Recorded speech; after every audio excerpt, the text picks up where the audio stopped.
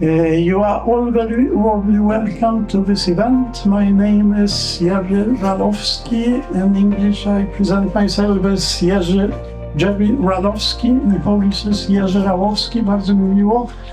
So you can pick, I'm the CEO of the Swedish-Polish Chamber of Commerce, and we have a great event today. We have a lot of very interesting topics, and the main theme of the event, I think all of us here are aware, this is the most crucial, burning matter of our lifetime, actually, green transition. Is there anything more important? Luckily enough, and we will talk a lot about it today, luckily enough, this is not only a burning issue, this is also a very huge business opportunity. It makes a lot of business sense to make this green transition. Since we have a very, very tight schedule, I will be brief now, and I will hand over the microphone to our moderators, please. Thank you very much. My name is Per Magnusson, and this is my colleague Mariusz Kowalski, and we will be co-moderating this today. And we will start with some presentations from a number of speakers, and after that we will have a panel discussions of people, and then we are hoping for a very interactive discussion between the panelists themselves, of course, and us as moderators, but not least, we hope for a lot of questions from you and discussions from you as well. So we are hoping for a very interactive session this afternoon. Mariusz? Well, Mariusz Kowalski, delighted to meet you all. And we are really looking forward to moderating this event. And I would say, since it is the Swedish-Polish Chamber of Commerce, we have a seamless moderator duo. Per is Swedish, I'm Polish. So, there we go. Very good. So let's get started with the first presentation. Mariusz, which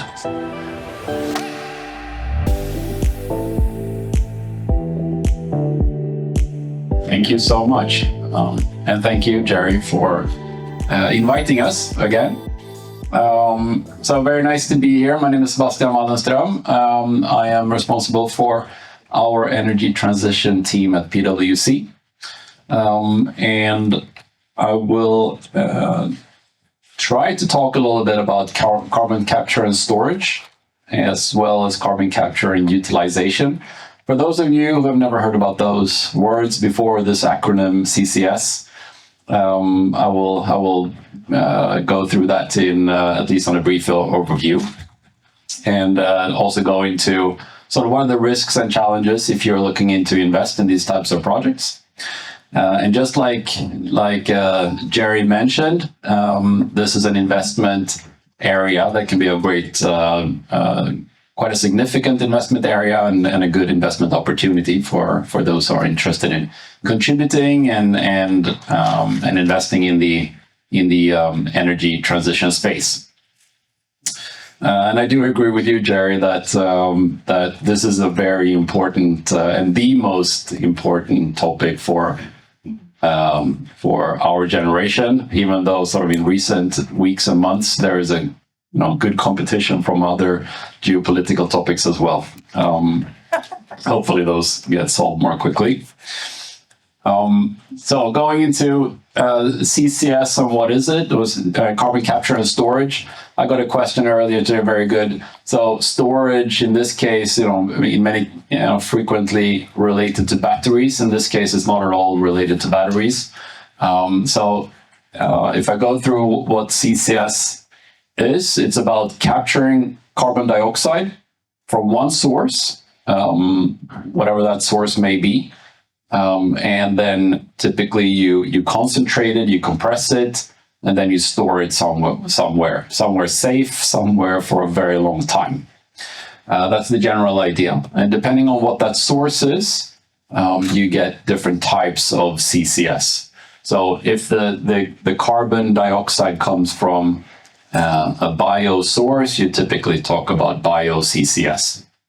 And that bio source could be from like energy or pulp and paper, where you you burn some biomass, and then you try to capture it. But you could also get that CO2 from other sources, from concrete manufacturing, petrochemicals, ammonia, or also fossil energy, of course. And then there is a third version, which is more direct air capture, where you try to capture the carbon dioxide directly from the air. That has a few other challenges to it. But the generic approach is that you try to find a source for carbon dioxide, you compress it, you might even liquefy it, then you need to transport it somewhere. So the distribution is part of it, either through a pipeline, through ships, trucks, whatever is the sort of most cost-efficient way of transporting it, and then to store it. And the two most common ways of storing is saline aquifers or depleted oil reservoirs. So typically some type of seabed or under some type of seabed. And there it will stay as liquefied carbon dioxide for a long time, and in some cases it will also mineralize. That's not always the case. There are another version, which is utilization, so carbon capture and then utilizing it for something. And you can use it for agriculture, for instance, to improve the growth in your greenhouse.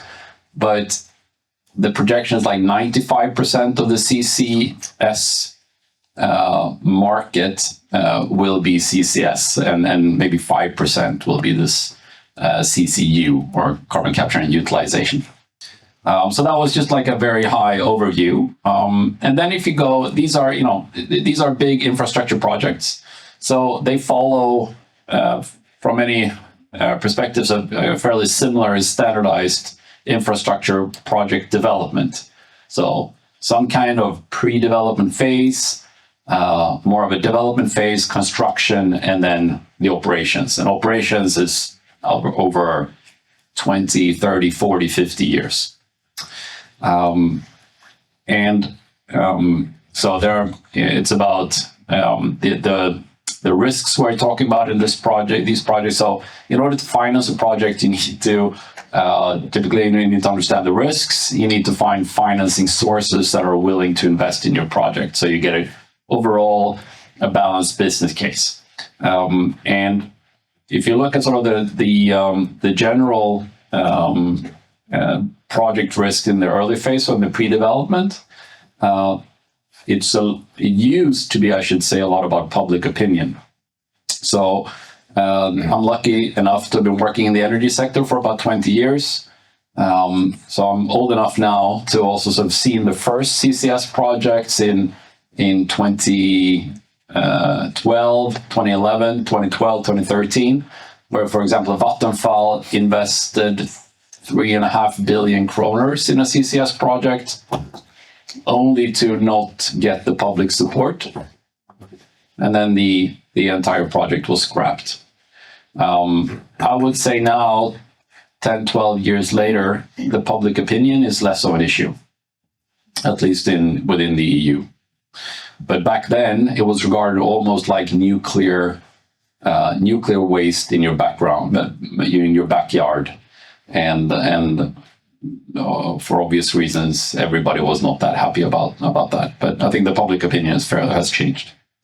But there are other risks, of course, like regulatory approval, environmental concerns, perceived technology risks. I think they are more perceived than they are actual technology risks. There are also, since it is a nascent market within the EU, it means that if you develop one of these projects, you will also be relying on other parties in the supply chain that they need to develop their project. So if I go back, if you're doing the sort of the capturing and the compression part, because you have a good access to a good CO2 source, typically someone else needs to do the distribution and the final storage. And those assets are not ready yet. So it's a kind of a hen and egg situation, which we call sort of a project-on-project risk that you need to manage. Over the longer term, there's also risk for leakage. We don't know what that risk is, but it's something you need to monitor. And if you're these leaks need to be third-party verified. So all in all, there are a few things to consider, and that you need to both in contractually and technically monitor and keep track of. And these, let's call them risks or uncertainties.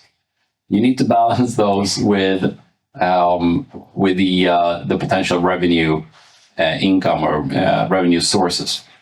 And these also vary a little bit where you are in your development stage. So if you look at there's some national investment support for the more early development phase, where you're just like looking at pre-designs and possibilities, both from Sweden as well as in the European Innovation Fund, where you can get, but it's not a lot. It doesn't cover nearly all of the construction capital expenditure that you would need to invest, but it might be enough to get you going or support you and get you going. And then there are voluntary carbon markets that might be one of the most important sources. And here we have the tech giants like Microsoft and Google, as well as H&M and Shopify, who've been quite early in buying these carbon credits in order to offset their own carbon emissions. So these are typically if you want to develop one of these projects, you need to address them and try to sell your CO2 reductions to these players. These contracts are typically much shorter than your project, so maybe you can sell a 10-15 year contract. However, your project will live much longer, so you need to take that longer term risk as well. And this is a bit of a double counting, but you can also get state aid. But since companies and nations have different bookkeeping, so there is a bit of a double counting. So it means you can get double revenue sources. And let's say the national accounting is more related to the Paris Agreement, whereas the company or corporate accounting is more linked to Science-Based Target Initiative. So it's even though it sounds like double bookkeeping, it's well managed, I would say. And then I think another important source is, of course, also to get debt financing, so from banks.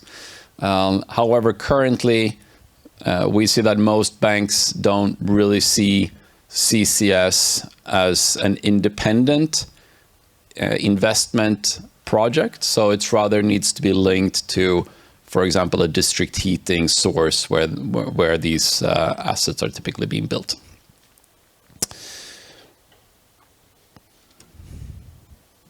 So what does it look like in the world? Who is building these CCS projects? I think globally, most of these projects are in the Americas. So with the Inflation Reduction Act, we saw a boost in CCS projects. There's been 27 operational projects in the US and Canada. Most of those are more for the fossil industry.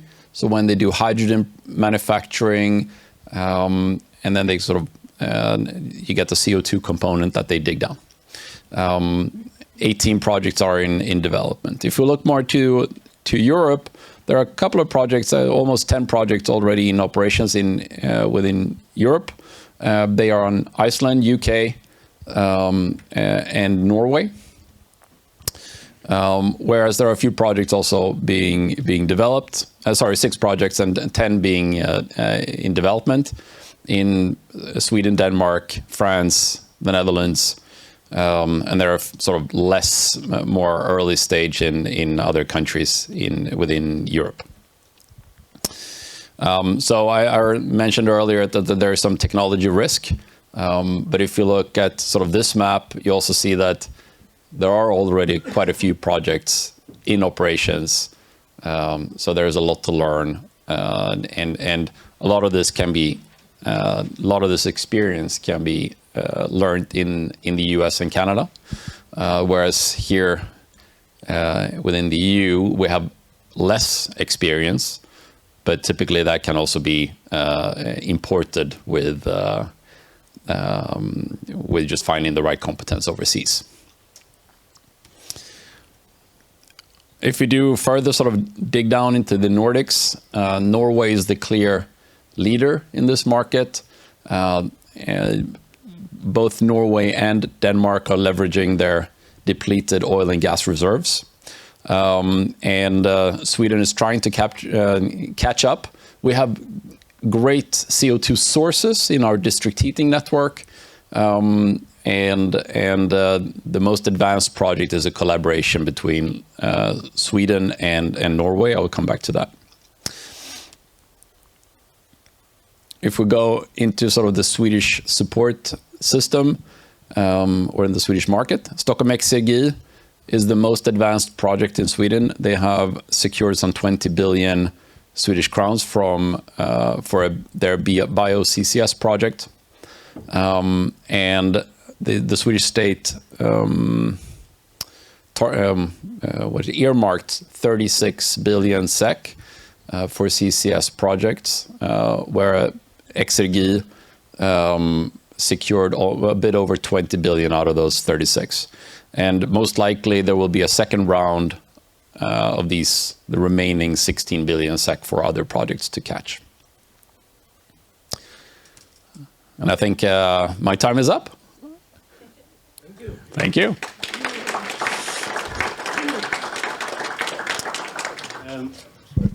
Thank you very much, Sebastian. So now, without further ado, Sara Anwar, please welcome on stage from Econans. You're going to talk about how to accelerate green transitions of properties. Yeah. The floor is yours.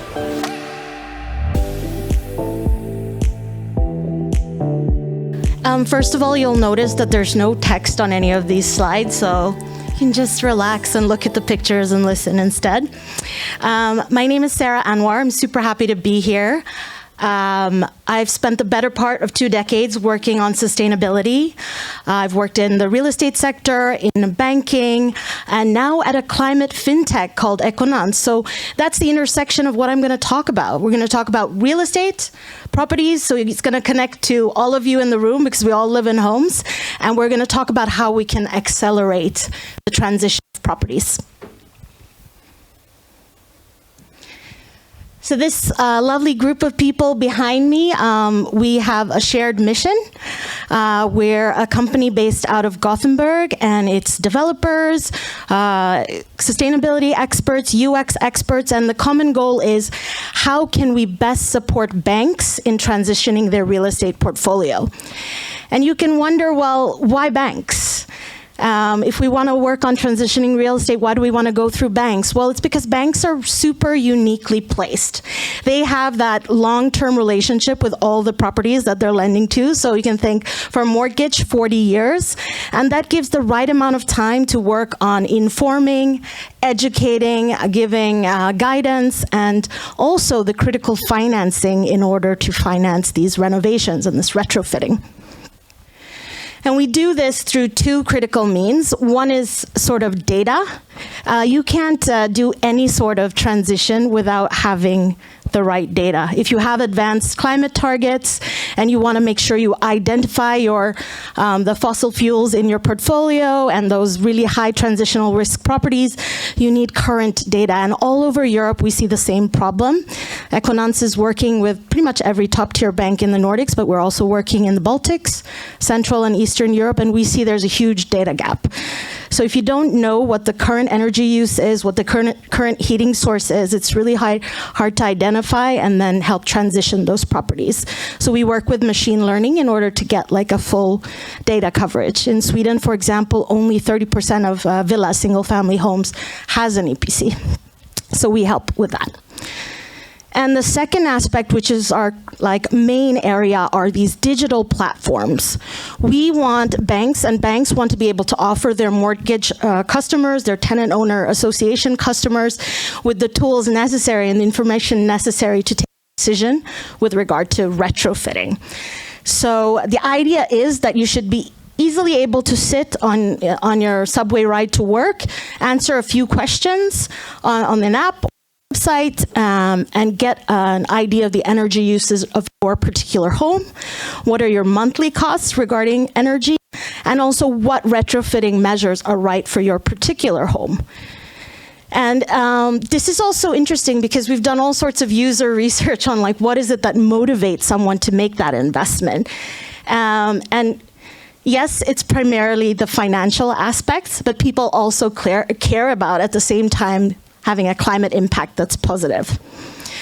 And it makes sense that the bank would be the one that gives you this advice. Who else has this relationship with a single family home owner to convey that, to convey that information that would be necessary to make your home also in line with these ambitious climate targets.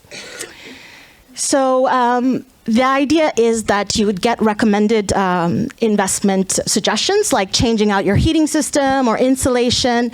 And you could also look at your business case. When is my break-even point for this investment?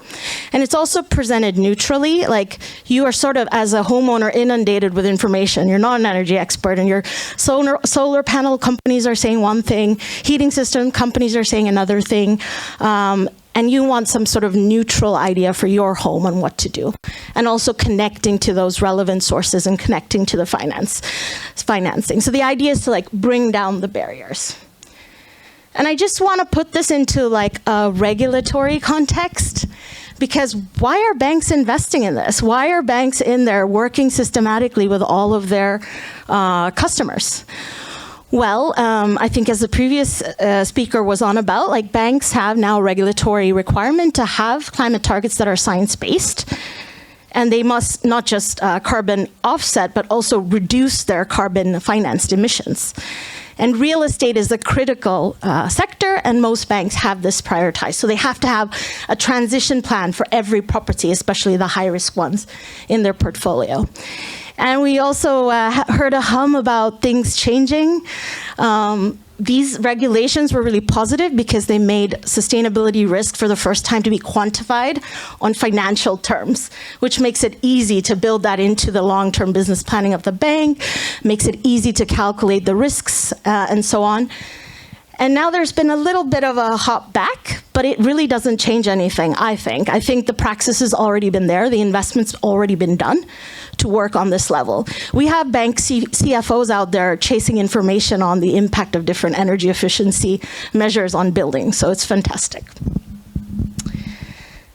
Another thing I really want to point out is the business case. I mean, we're talking about the real estate sector, just to give you an overview, uses 40% of energy use in Europe.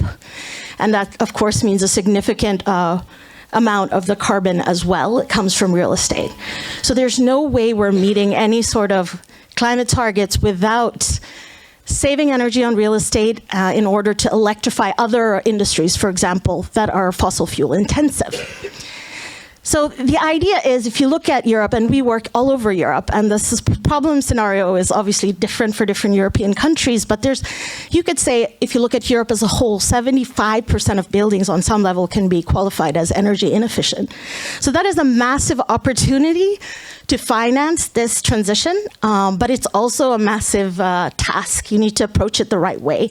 Does every individual have the space to increase their housing mortgage to finance this, or should they do that? Is it financially feasible? So I think this role of banks is critical to do this in a responsible way and support doing this over time, because a lot of people will likely have to save or plan for making this kind of measures. But I want to like sort of close out by talking about the opportunities, because now I've kind of highlighted a lot of issues, right? There's not an easy decision to make. You need to sort of be able to finance it. You need to be able to reach a wide array of people all over Europe. But I think one of the interesting things coming out is that, yes, there's a case for showing how it decreases your monthly prices. We've seen it with the energy crisis. Energy prices will be volatile in the future. And yes, we could present a break-even point of doing these investments in your home, but I think the critical last piece of the puzzle is also looking at how it's increasing the value of your home. More and more research is coming out on the impact of investing in, for example, changing to geothermal heating or adding a solar panel to your home, and what that does to the value of your home. And I think that kind of research will be critical in order to have these market changes necessary to create this transition and scale it up and do it quickly. So I'm going to try and respect this 12 minutes.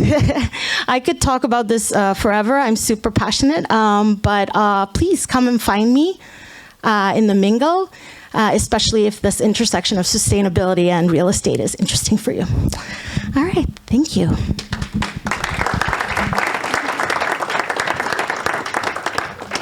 Thank you very much for this, and we are particularly thankful that you closed with the opportunities, not difficulties. I think this is great. So now we would like to welcome Michal Juszczak, Chief Technology Officer at Codibly, a software company for a change, an IT company, and he will tell us about bridging economy, energy storage and demand response for the green transition. There we go. Thank you.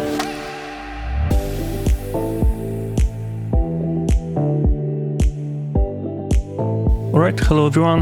My name is Michal Juszczak. I work as a CTO at Codibly. Codibly is a software company. We offer consulting and software services to other companies, mostly from renewable energy and electric mobility spaces. Today I will talk a bit about demand response, which is one of the topics we see most interest from our clients. So I will try to introduce the whole idea and talk a little bit about challenges first, and maybe opportunities later. Right. So demand response is an action conducted by participants of energy market to plan a coordinated action that helps the energy grid to stabilize. Stabilizing the grid is one of the most important tasks of utilities, transmission system operators, and all the participants of energy market. Both supply and demand side need to be equal at all times. It's not easy, especially if we introduce renewable energy to the mix. The more photovoltaics, for example, the bigger impact of the weather conditions on the grid stability.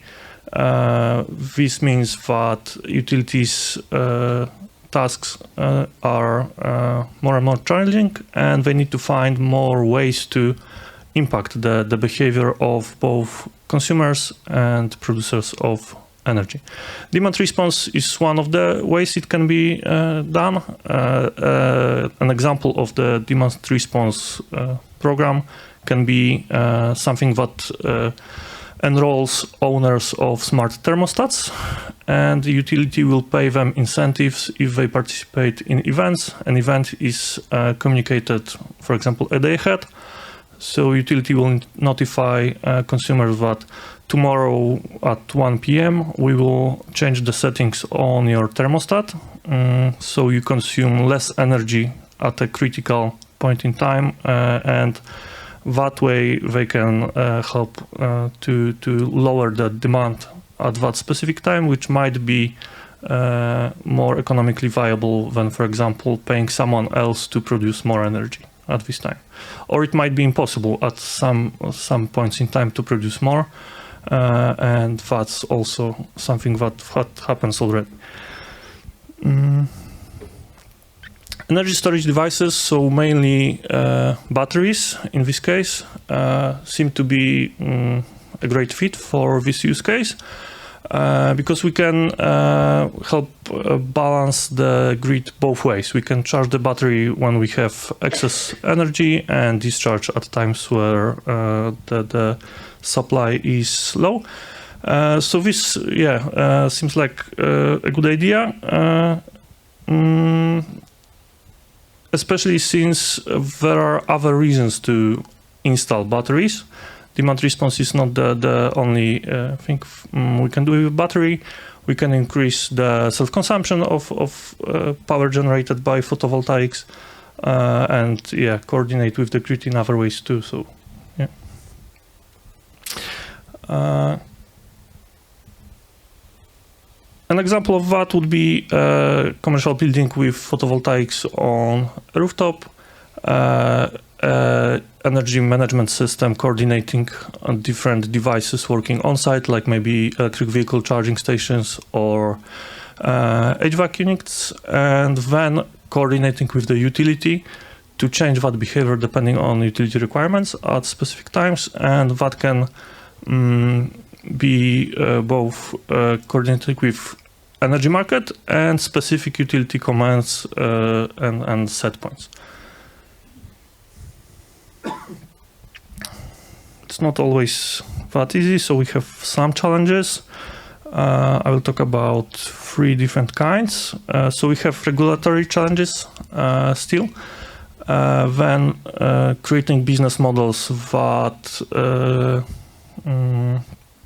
make sense for all the parties involved is not always that easy. And then in most cases we want that to be automated somehow. There are examples of demand response programs operating totally manually. So utility employees just call operators of industry plants, for example, and that way they communicate the expected changes in behavior. But that does not scale well, especially to residential and smaller participants. So some kind of standard would be great to have, and there are a couple of candidates. First regulatory problem is double taxation.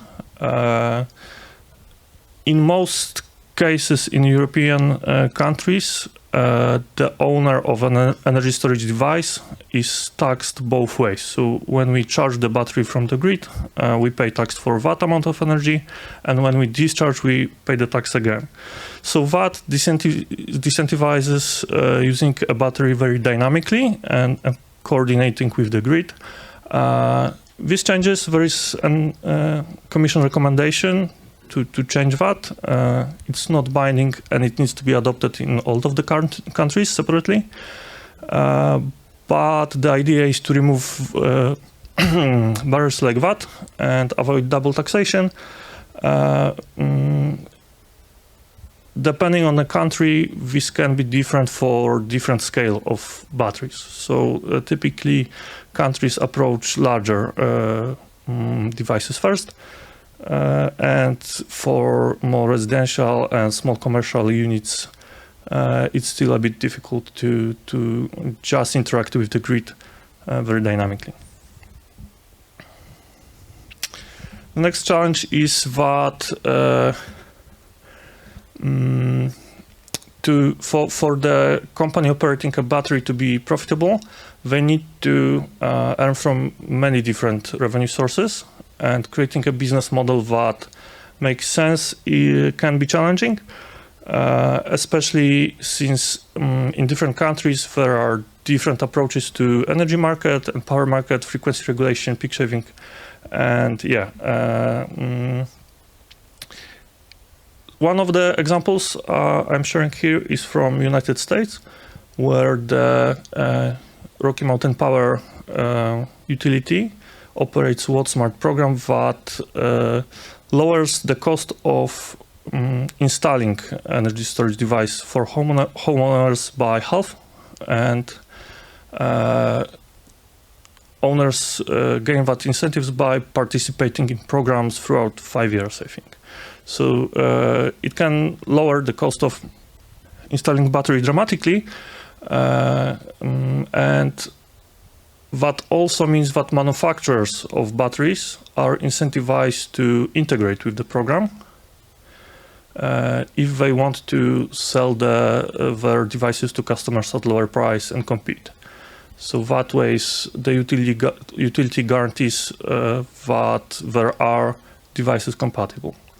The manufacturers are not directly incentivized, just the owners of devices at the end. The manufacturers are incentivized indirectly by creating that. There are aggregator-based models. As I said before, it's easier to participate in the market if we operate a larger power, basically. So the idea of virtual power plants and energy as a service models, demand response aggregators come. Their job is to aggregate as many consumers and suppliers as possible, and then allow the utility to interact just with the aggregator, and their job is to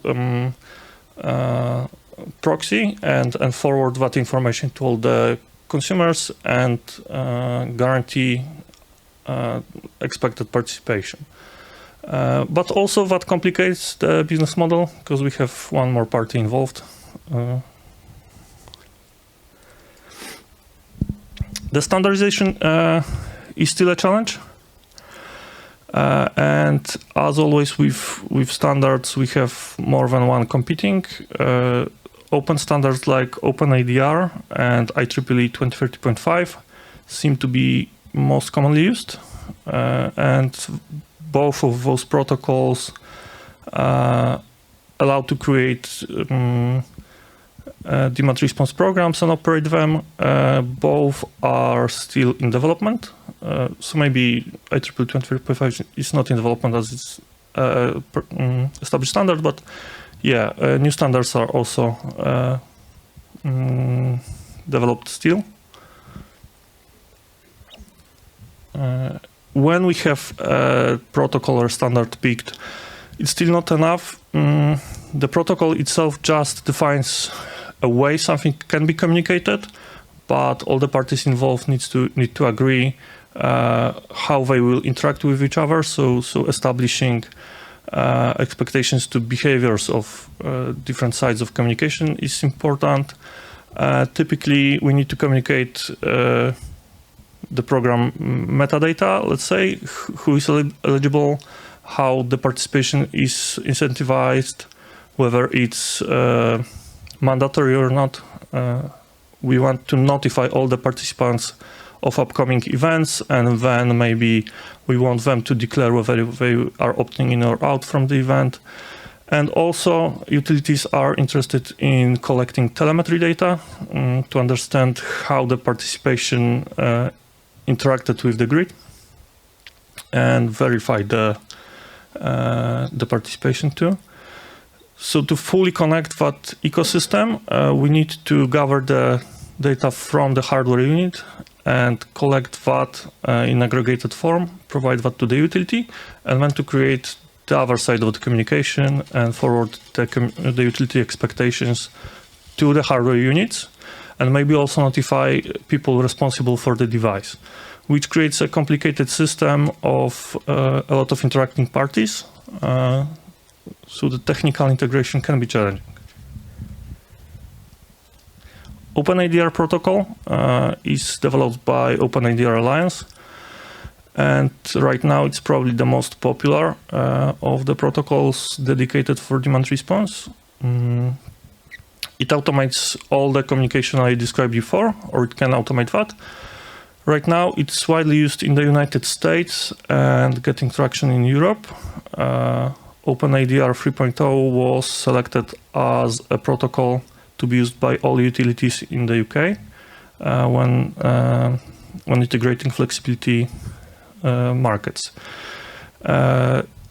Selecting a protocol is not enough. They are still developing something called UK profile, which will extend the documentation of the protocol significantly, and that will provide all the information about expected interactions, which in the end, the idea is to make it very easy for market participants to integrate with the information provided by the utilities, and for that to be transferable between all the different utilities in the country. I think there's around a dozen of them, and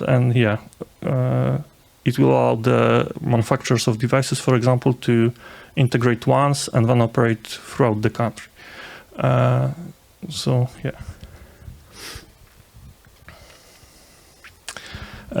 Codibly is an implementation partner for OpenIDR Alliance and two biggest, I think, demand response aggregators in the US, Energy Hub and Applied.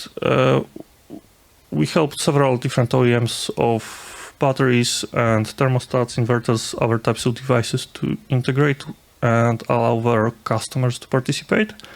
So yeah, if you are interested in anything like that, feel invited to approach us. I'm here with Oksana, who is a friend from Renewable Energy Practice. This is one of the case studies from past projects. Wallbox is a company from Spain manufacturing EV charging stations. They sell them to residential customers in the US and wanted their customers to be able to participate in demand response programs offered by Energy Hub ecosystem.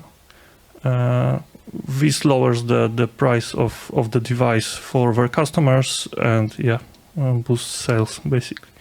Thank you everyone. That will be all.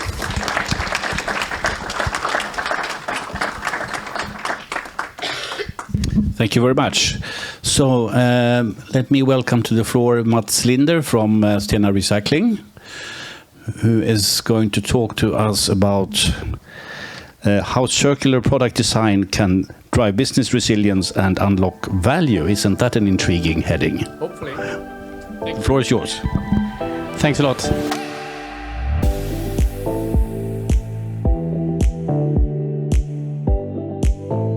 Yeah, so I'll try to, within 12 minutes, hopefully,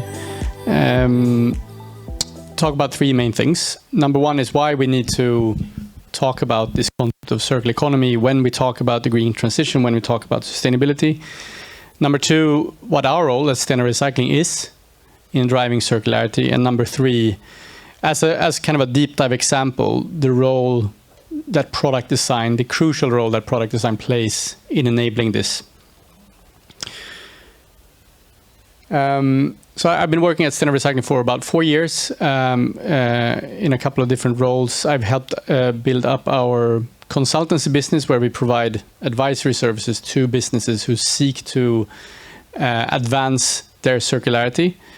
And now I'm also responsible for the group's strategy development within circularity as a growth area. So why is this a thing? I think we all kind of know this, and you've probably seen charts like these ones before. I think what really stands out to me and drives this message home more than anything else is that we are hopelessly dependent, almost addicted to resources to drive growth. In the last 50 plus years, just as an example, we've grown global GDP by about 4x, but we're also grown global resource extraction by 3.4x.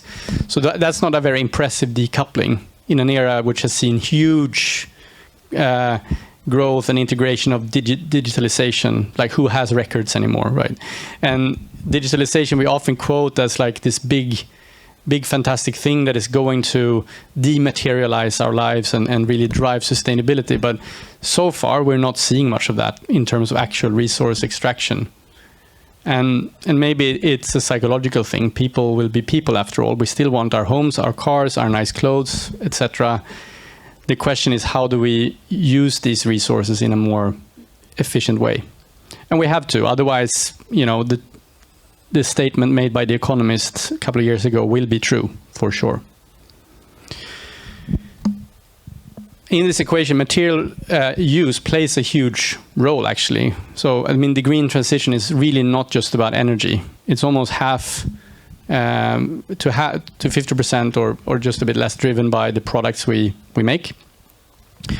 And because of that, we can also influence that side of the equation quite significantly based on how we make these products and how we use them and what we do after we have used them. So, and this is the first reason why product design plays a big role in the green transition. In order to do this, I would frame circular economy as an enabler. Think of it not so much as an end goal in itself or as a completely new paradigm that replaces sustainability. So think of it as a toolbox. A toolbox consisting of design frameworks, business model innovation. Sometimes you pick up a hammer, another time you pick up a screwdriver. It depends a little bit on the case you're trying to solve for. And circular economy is a wide concept with many different tools. At Stena Recycling, we use many of them.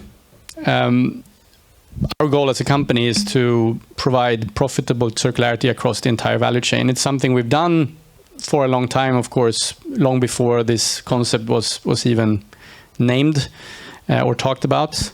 The history of the company dates back to the 1930s, when Stena Recycling founded a scrap dealership in Gothenburg, Sweden. And since then, we have grown to a national operation with a fairly large footprint, especially for being in this market, in the recycling market, centered on the Nordics and Central Europe.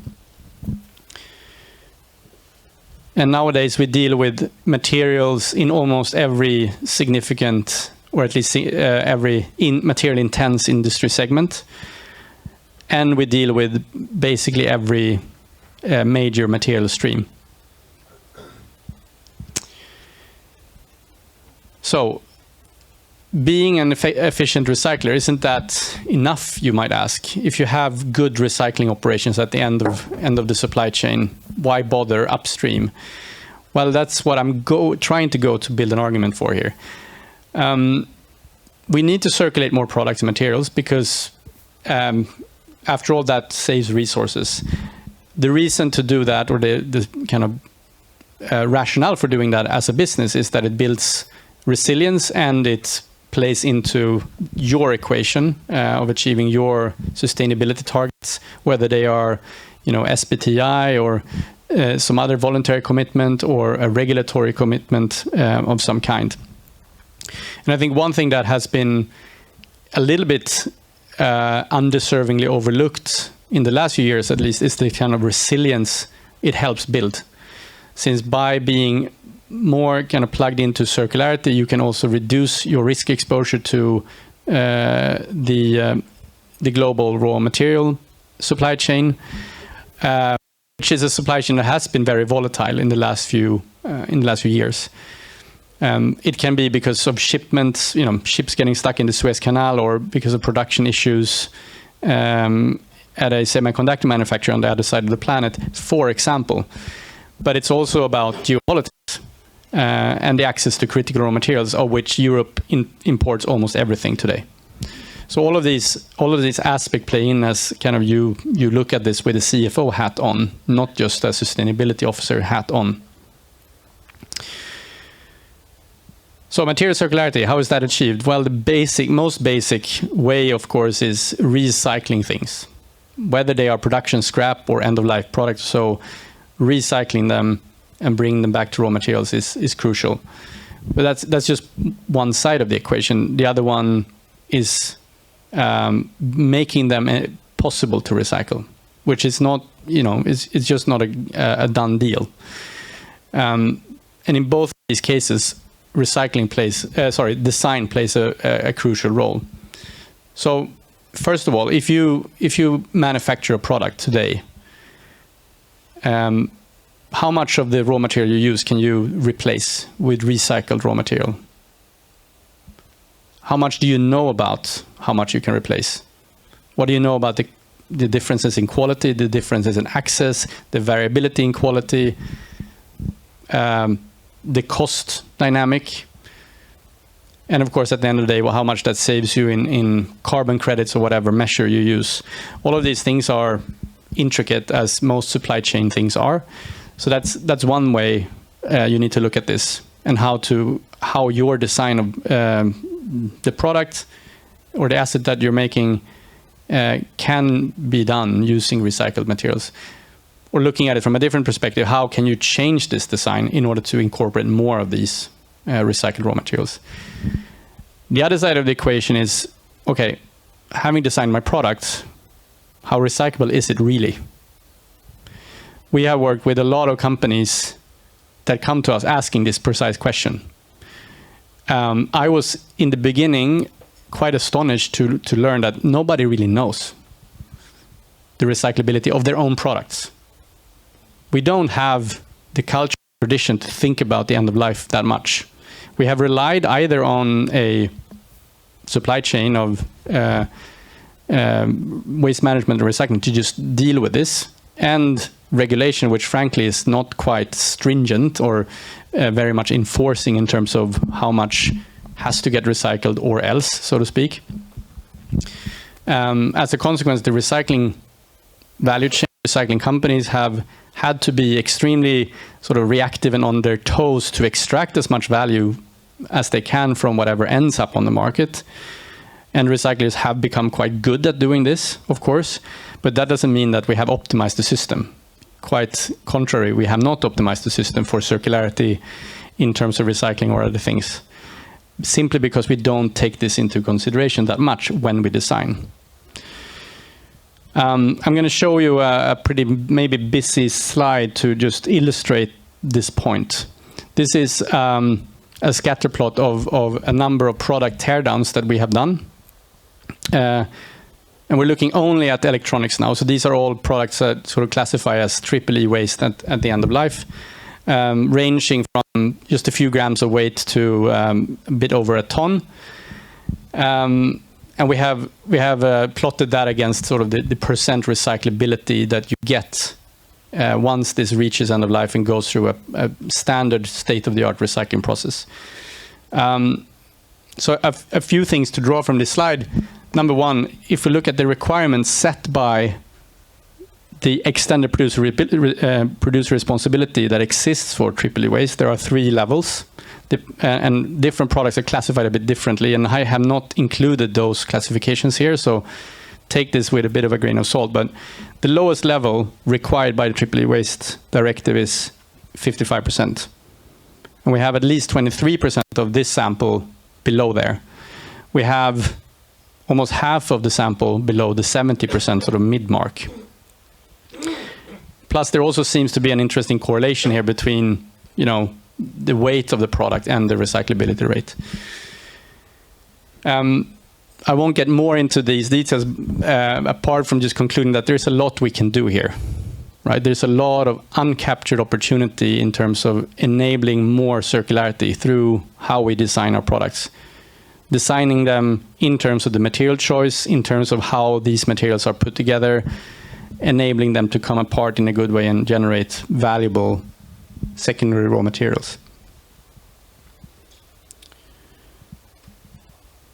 So a core message from me with this presentation is that we have to design products for circularity from the start. And as an aside note, no, recycling is not everything there is to circularity. This is another key area which I don't have time to get into that much now. Of course, this is another part of the design. Of course, what is the type of pathway you're designing for? Could be recycling, could be remanufacture, could be reuse, or several of the above. But regardless of which, it has to be taken into account at the design stage. Otherwise, we've kind of lost a lot of value already there. And there are many different aspects we can then work with. The durability of the product. Should it be more durable in order to enable more use life or more use cycles? Or maybe we should make it a bit less durable if we're expecting only one single use cycle of that product. Why overinvest in expensive or resource-intense materials or so in that case? And the list goes on. So I'm actually going to leave you with this slide. Recyclability is there at the bottom. That is one core aspect of it, of course, but it's not the only aspect when it comes to designing products for circularity, a really important aspect of the green transition. So thank you for listening.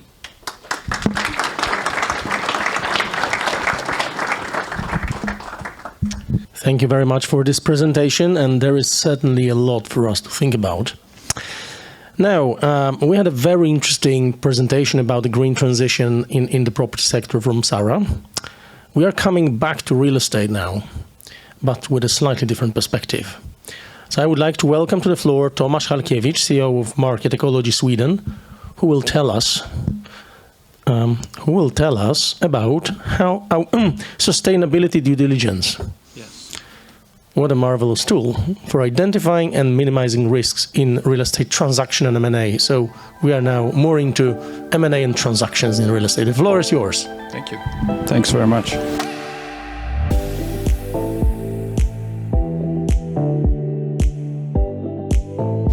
Hello everyone, dear organizers, ladies and gentlemen. My name is Tomasz Halkiewicz. I'm a sustainability consultant. Where I worked in the business for 26 years now. I'm a biologist by training, and I have a master's degree in environmental science from University of Manchester, UK. I worked in small management consultancies and in big technical consultancies like Sweco, you probably know, Rambo, AFRY, up to 2014 when I started my own business, Market Ecology Sweden.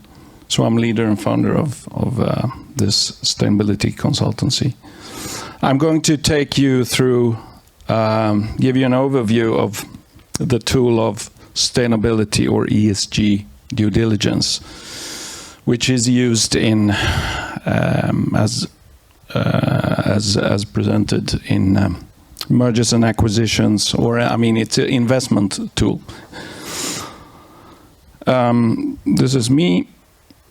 So, sustainability risks are business risks. That's the common understanding today, and the common approach in deals when companies buy companies or when investing in real estate. And that's why companies conduct this process of sustainability due diligence. And why is it vital? I'll just summarize a bit.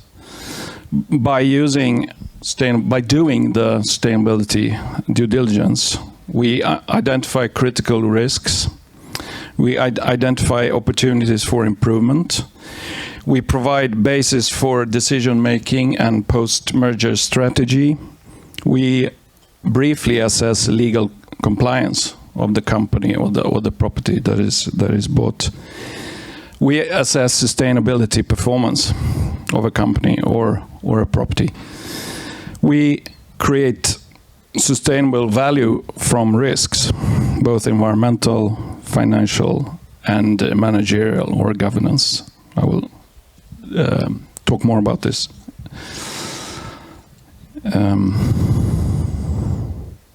So, what is sustainability due diligence? It's based on three pillars or aspects: environmental, social, and governance. That's why I will use the short ESG.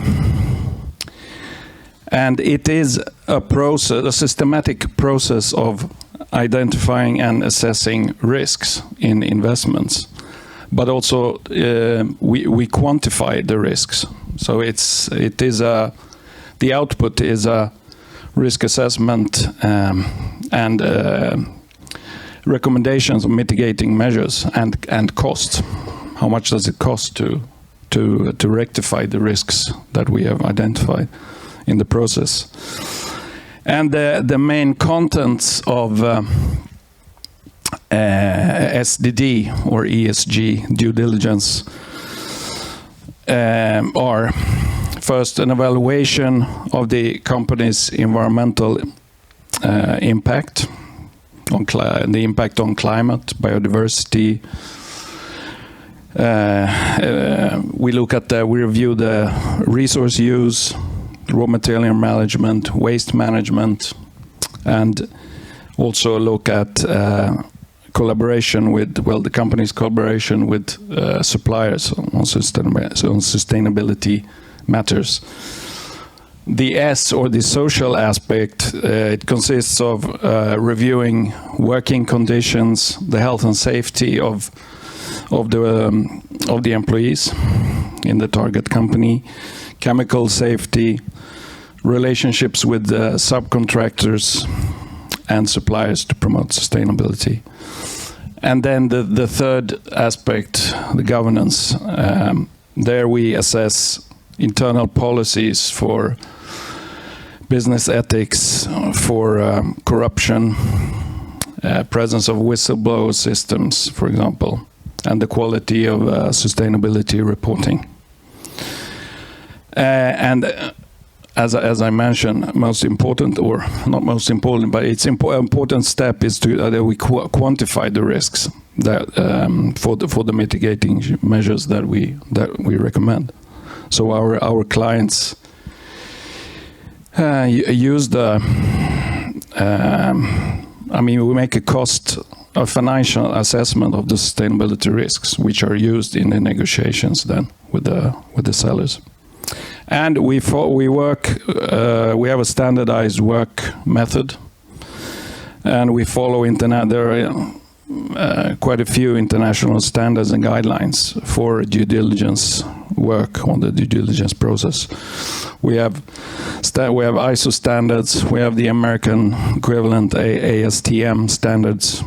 We have guidelines from the World Bank, OECD, ILO, to name a few.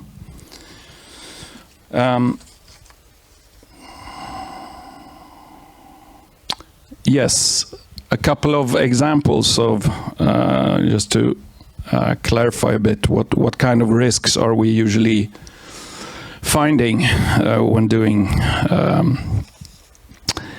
the SDD or ESG due diligence. For on the environmental side, a huge risk, a common risk is contaminated land, polluted soil and groundwater. We also find, for example, high levels of emissions to air that impact climate, flooding risk due to climate change, environmental permit non-compliances, and if you look at the supply chain, it can be generally low environmental standards. The social risks, usually common risks, are unhealthy and unsafe working conditions, frequent accidents where people get hurt or die, low standards of safety awareness and safety culture. On the governance, or in other words, steering management aspects, we find commonly risks such as different breaches of legal requirements for standards and procedures related to business ethics, anti-corruption measures, and human rights programs. So apart from the STD or ESG due diligence being a management tool for, a tool to manage business risks in deals and property transactions, what are other drivers to use this process? So there are obviously I'm going to talk about legal drivers, trends in global opinion and planetary pressures and geopolitical conflicts.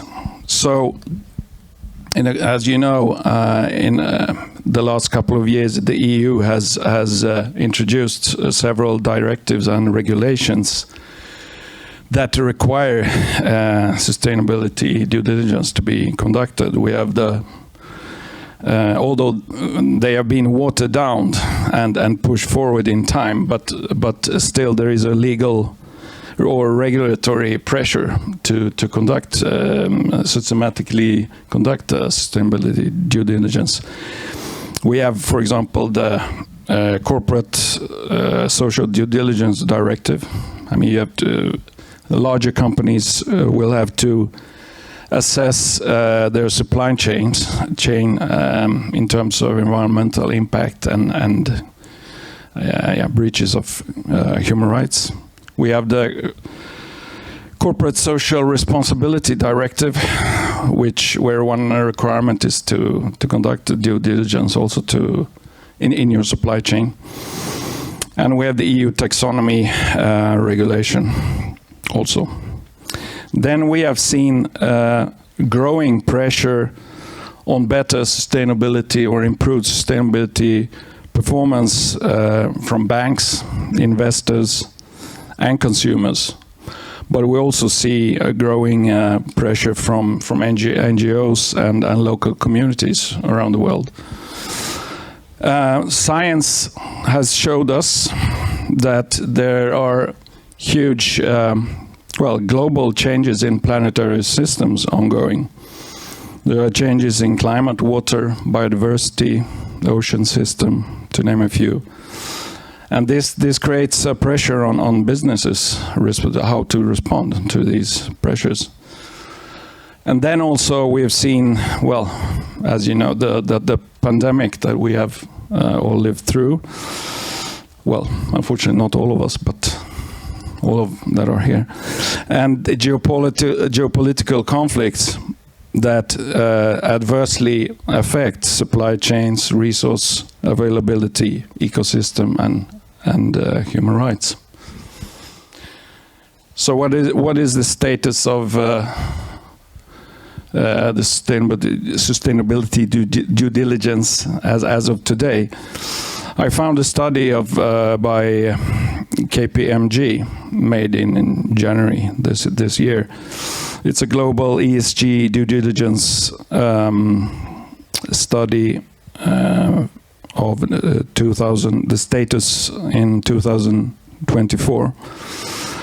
And the results show that over the past 1.5 years, so 2023-24, due diligence has become a key part of investment strategies. And this is reflected in, the results show that 85% of organizations are incorporating ESG into their M&A agendas or their investments. 70% are reporting increased interest in ESG issues. And also, leading investors integrate ESG due diligence as a key component of their strategies, using it as a driver for financial returns. This is just a brief overview, but there are quite a few studies out there that show that companies with good ESG programs in place financially outperform companies without ESG or comparably less good ESG programs. So to summarize, if I have time to summarize, the main benefits of conducting SDD or ESG DD: risk minimization, including avoidance of potentially huge hidden costs, such as soil remediation costs, penalties from regulators, other hidden costs.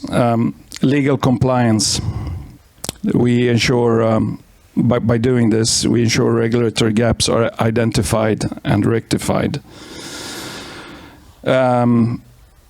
Most importantly, value creation. The SDD highlights opportunities for improvement, leading to increased efficiency, enhanced competitiveness, and increased profitability, and better brand value. So, final word. ESG due diligence is a crucial process for companies that want to ensure sustainability, legal compliance, and long-term success. Thank you.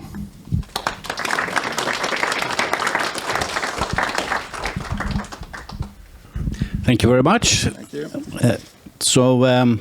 Let me now welcome to the floor Niklas Johansson from Eon, who is going to let us be inspired by lizards, if I understand correctly, in terms of energy efficiency. We really look forward to hearing that. The floor is yours.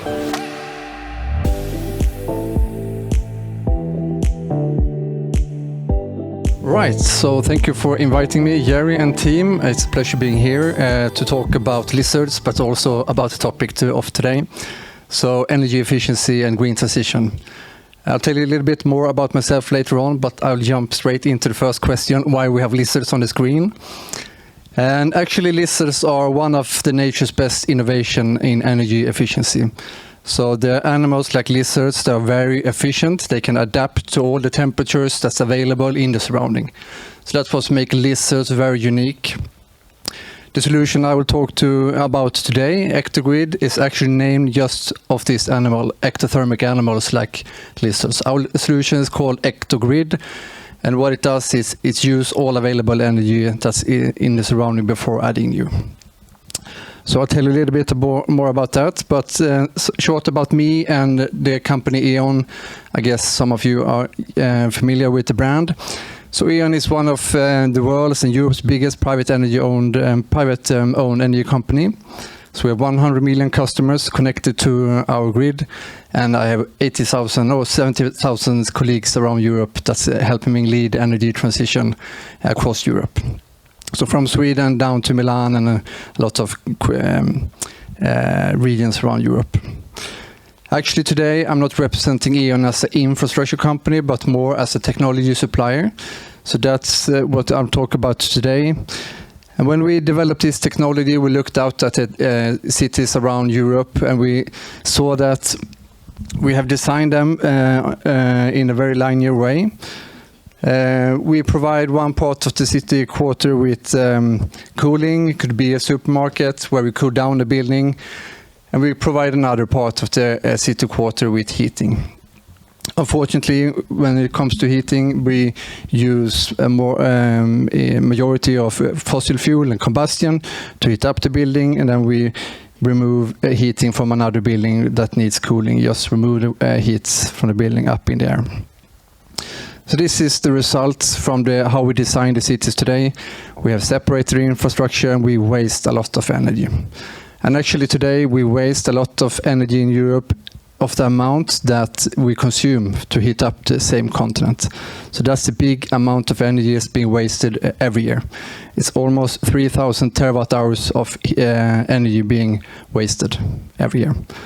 So to relate a little bit on the Stena presentation earlier, recycling and the circular economy, this needs to be changed. Energy is a very valuable resource. So we took another approach instead when we designed Ectogrid. So when we cool down a building, we could move the heat that we remove from the building, and we can move that heat to a building that needs heating. And when we heat up a building, we could move the cool down energy to a building that needs cooling. So that's the first part of how we designed Ectogrid. We also designed the solution so it can use other resources in the urban areas, such as industrial waste heat. This is actually one of our projects in London. I will tell you a little bit more about that later on. But it could be an industrial waste heat. It could also be data center that's producing a lot of waste heat today. It could also be ambient source, river, air, geothermal, that's also available within the area. So this is the overall principle of how Ectogrid has been designed. We use all the available energy before we supply new energy into the area. So that's the relation to the ectothermic animals. We are very adaptable to what's available. And for this reason, we have been awarded twice last year, or a little bit more than a year ago, because it's very impactful. We can reduce the supplied energy into an urban area with up to 75%. It means that we can supply the city quarter with the same heating and cooling, but we will only use 75% less energy to do so. So it's very impactful. But what I think is most interesting it's not only impactful as a solution, as one proof and one example, it's very scalable as a result of how we designed it. That was one of the criteria in COP28 Dubai. It should be impactful and it should be scalable. So I will talk a little bit about the scalability later on. Okay, so I won't go that deep into the technology, but just to give you a short tour around the technology. So of course, as the name tells you, it's a grid. You need to transport energy between buildings. What makes this grid unique, it's a bidirectional grid, so we can move energy in both directions between buildings. It's a low temperature grid, meaning that we have a lot less losses in the grid. It's very efficient in the way that we transport the energy. Then we spent a lot of time on how to standardize the way we bring up the energy into the buildings. So when we heat up a building, we take energy from a warm pipe. We adjust the temperature into the building, and the excess energy is cooled down, goes down in the cold pipe. A neighboring building could be a supermarket, office, hotel that needs cooling. They bring up the energy from the cold pipe. The excess energy from that process is heating, goes back in the warm pipe. So that's how we circulate energy, heating and cooling between buildings. So we just switch energy. And of course, there is not always a match between the demand or supply of energy. So when you have a surplus of energy, let's say during the day, you cool down a supermarket or data center, you have surplus of cooling energy or heating energy. You can store that heat, and you could use that in the evening when you heat up a residential building. So that's how we balance between buildings to bring energy where it's needed, but also when it's needed. So that's the first part. And to finalize what's in the ground and on the ground, we then connect to all other sources that's available. So we balance between buildings, and then we connect to other sources that I mentioned before, industrial or ambient sources. So what makes this a little bit interesting is so far it's nothing new. It's standard components, it's plastic pipes, it's heat pumps, it's valve, and that's very good because those components are available all over the world, across Europe and beyond. So what we spent our time is to develop the design. So it's a unique configuration, it's a patented configuration on how to make the system, but we can use all available components that are available in all markets. So that's very important. Secondly, we spend our time in the software part, because to be able to steer an energy system like this, compared to older centralized energy systems where you had maybe one centralized production and one control room, now you have thousands of assets you need to control. So we have a digital platform in-house developed from Eon, where we can monitor and, more importantly, optimize the entire systems. So we have almost, I think, 1,000 AI models actively working on a model and can predict and forecast the consumption and supply of energy upcoming hours, and also optimize based on cost efficiency based on fluctuating energy prices. So it's a combination of the software and the unique configuration that makes this solution very interesting. And it's not only a nice PowerPoint product, it's actually happening very fast right now across Europe within the group. So we have installations from Mind in Italy, in the south, actually soon also in Stockholm. And I will tell you a little bit about two of the projects. So the first project is Lund in southern Sweden, close to Malmö, where we, together with the Research and Science Park, made a decision to transition this real estate from our old infrastructure into EctoGrid. What we have done is that we have more than halved the energy supply into this city area compared with the previous solution. So that was the first project in Lund. I welcome everyone to come visit us. We have a showcase room in Lund where we can bring customers and politicians and so on every week. So it's a very nice place to experience how a solution like this works. Then going from this first project into a completely other scale, like I mentioned before, London, one of our biggest projects for sure. So it's in the middle of London, close to London City Airport, where we, together with the property developer Lendlease, develop this area. We provide with the energy system.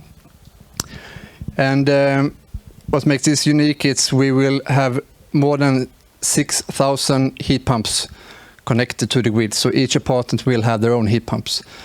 So this push really, the capabilities of the platform really hard. Now we need to not only control a few assets, this will be a really big system. So to show 2 different cases, and of course, since we are here today, I wanted to bring also a Polish case, one of our first actually.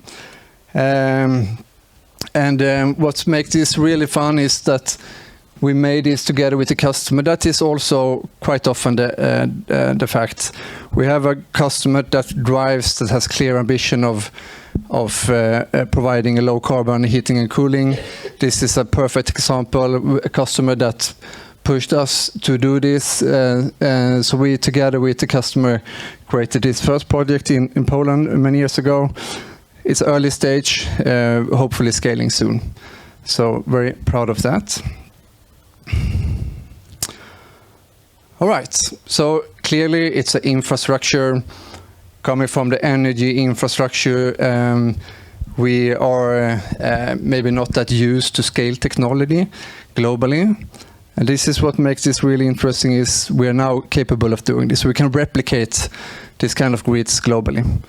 And why we can do that is we can enable local energy companies such as Eon Group companies or other energy companies to use their own local strength in terms of their own supply chain and also their own operations within the region. So that's the first part. We will enable with design standard and software. So those things together makes it really scalable. So instead of just protecting and have the ambition to do everything within our own chain, now we can enable a lot of companies to get into this technology. Right, and obviously this can create a lot of values for both society and profit. I will just mention 2. One is the resilience, very important these days. So by reduce the exposures to energy markets down to 25%, it's very good for the resilience. And also, of course, to have a future-proof energy system. So a system that can adapt to changes in the market, in the society. It's very important due to, and no one knows how the energy market will look like or how city quarter will develop in 20, 40, 50 years. So that's 2 areas I would like to push for, and welcome everyone to join me in the mingle and talk more.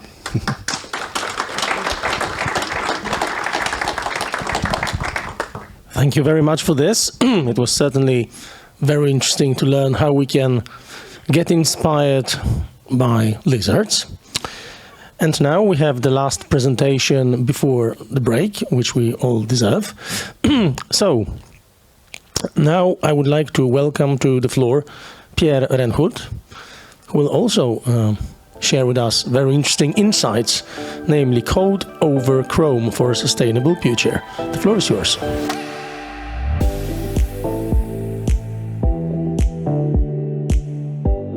Thank you. And hopefully you're still feeling energized and thrilled about being here. I'm really happy to be here, and I would like to start by saying thank you, Jerry, and the Chamber of Commerce. I'm honored and pleased to be here. So thank you a lot for that. My name is Pierre Renhult. I'm from Sweden. I live in Gothenburg, the other side of Sweden, where I grew up in the 70s. And obviously a lot have happened since then in terms of sustainability. Back then, I think sustainability had a total different meaning than it have today. I remember reading in the newspaper about the smog status in the cities around the world.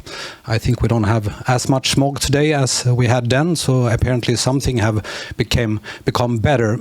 Other things I think are still on the progress of being better again, and they need to become better. But I'm not here to talk about myself. I'm here to talk about my experience from I have worked in about 30 years in the automotive industry, and the information and data collected in this report, the Code over Chrome report. It's a rather extensive report covering a lot more topics than sustainability, but I only have 12 minutes, probably about around 11 now, to talk about sustainability. So let's focus on the subset of content in that report that covers sustainability. So, understanding the automotive industry, you need to understand that human beings has walked on Earth for about 1.5 million years, and a large portion of that we did that without wheels, so to say. So then came the cars and the automotive industry, and it has largely contributed a lot, right, to our wealth and prosperity on Earth, but it also comes with a cost. So currently, the automotive industry provides about 1/5 of all greenhouse gases emitted into our great skies and atmosphere, which is not that brilliant. And currently, fundamental questions are being asked and challenging the automotive industry in this, what we call the third automotive revolution. So working from home has become quite common the last couple of years.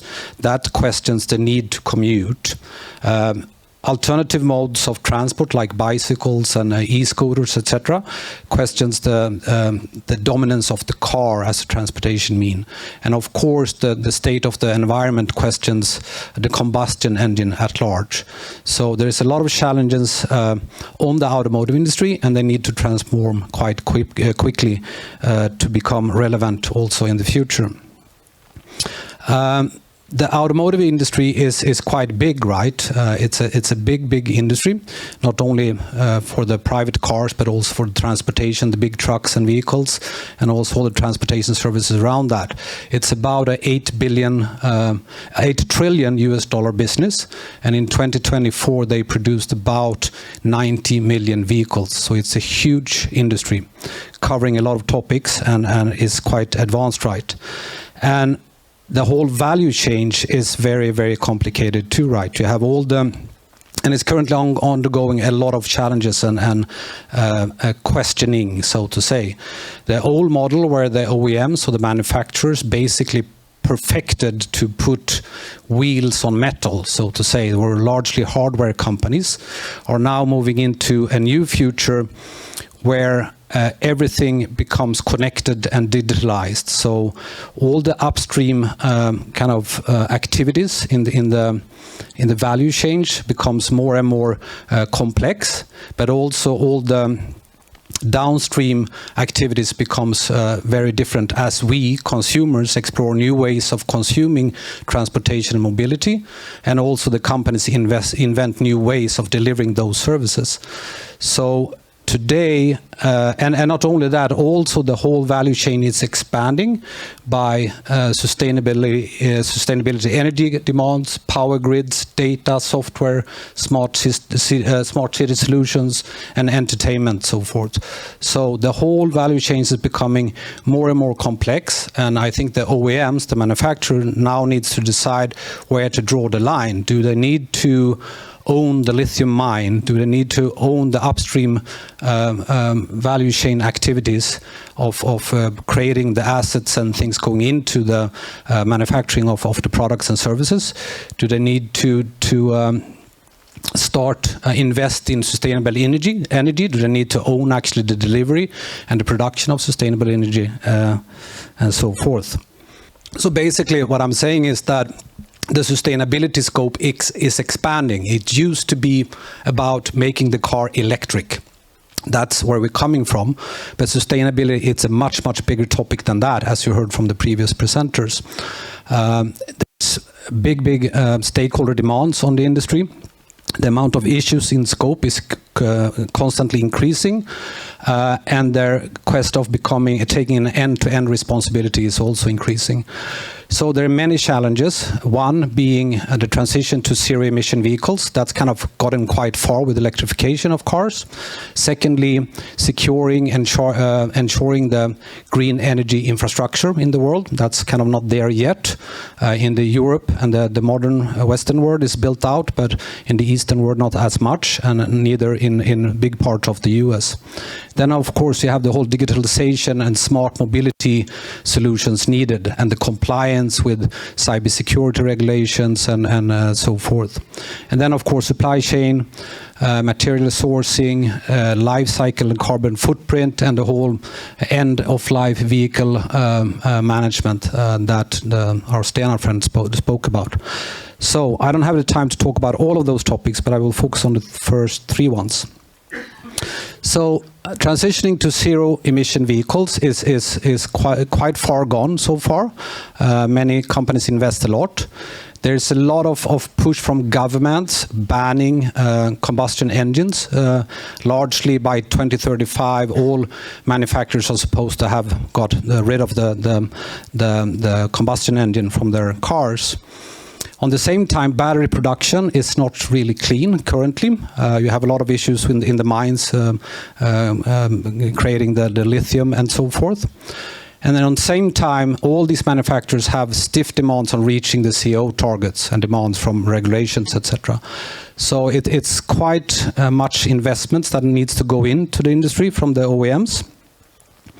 On the happy side, or on the good side, I'm kind of I like change and I like to be positive. There's a lot of investment going in now to alternative battery technologies. Solid state batteries have a higher degree of energy density, and there's a lot of manufacturing putting money into that now, and hopefully by 2027 something we will see solutions like that being commercial in the market, so hopefully that will help. Then also you have investment going into sodium and ion batteries, less energy density, but at the same time you are not less in need of lithium and other hard found metals. Then, of course, you have all the investment going into hydrogen and fuel cell innovation. There is a unholy, almost, Daimler and Volvo are big competitors in the heavy truck industry. They have a collaboration currently with the company Cellentrik, are gotten quite far in the innovation of fuel cell solutions for drivelines. And then you have the whole EV kind of electric vehicle adoption and acceleration of that. Again, I think if you would have asked the automotive industry 5 years ago, they would have said that the future is autonomous driving cars and electrification will come later. And the kind of the opposite turned out to be the truth. So when trying to predict the future, it's not often what you guess first.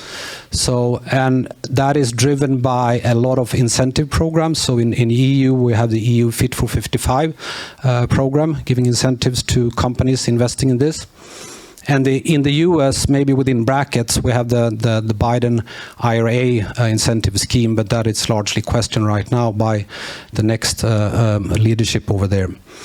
And then you have new business models coming out from all companies. So battery as a service lowers the early on investment needed to get access to battery technology. So provided battery capacity as a service rather than an upfront investment. So that was challenge number one, and potentially solutions for that. Then charging infrastructure. I think that what we see now, it's a lot happening in infrastructure build out.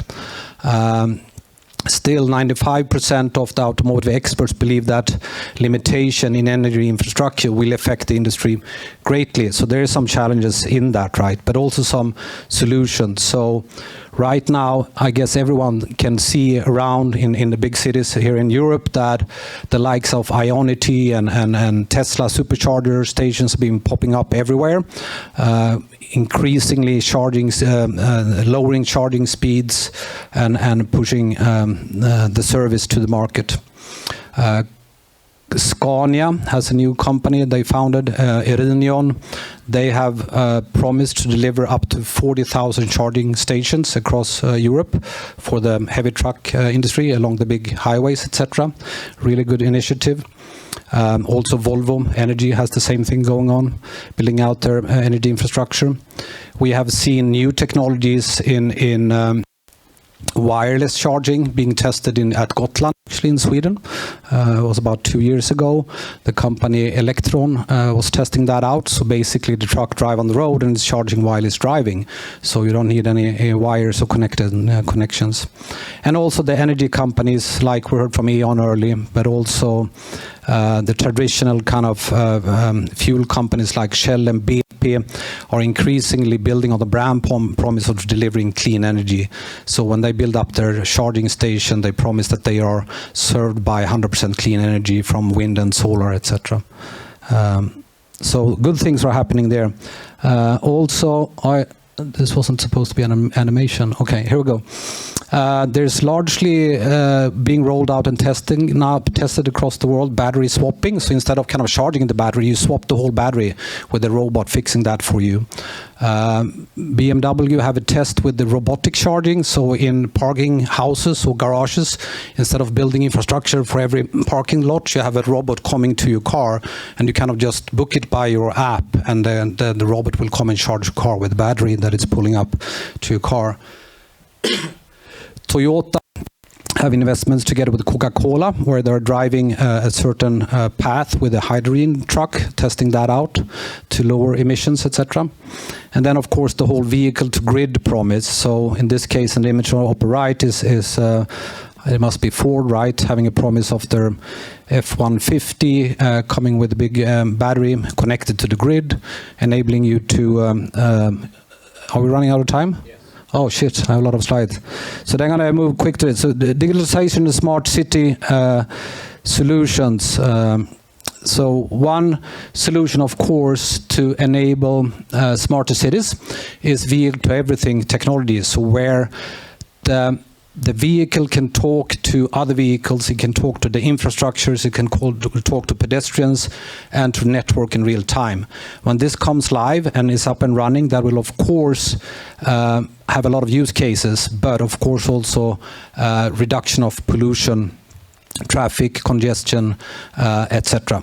And we might even have invisible roads in the future. Do we need stop signs? Do we need red lights if the cars talk to everything around it and itself?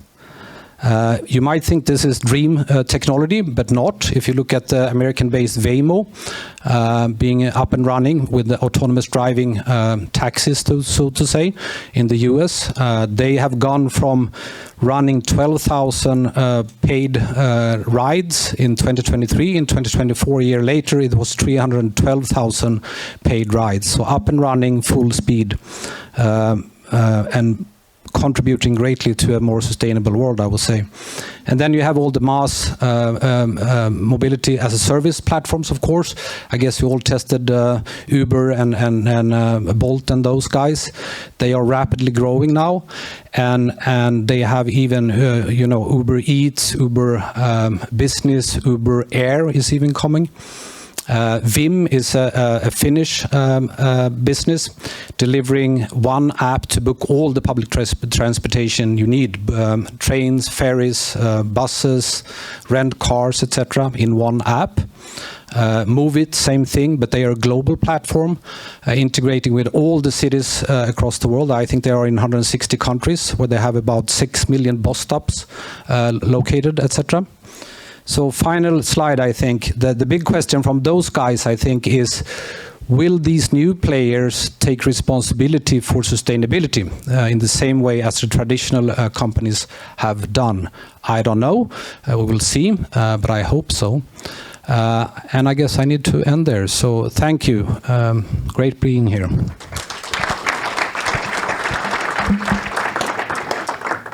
Thank you.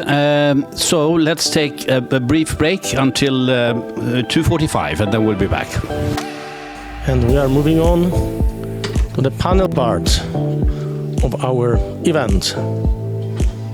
So, we will start with brief statement from each of the panelists, addressing the question that you see right here. How is green transition going to affect the way we conduct business during the coming 5 to 10 years? And then we will start the overall discussion, and we will warmly welcome questions from you to the panelists, but also to presenters, and also we welcome questions between panelists themselves. So, starting from right or left, so Sebastian, and then we continue. Hello, everyone. My name is Sebastian Magier. I am representing the Polish Investment Trade Agency, which is a company that is supporting Polish businesses abroad and investors, and also working with investors coming to Poland. We are a state-owned agency.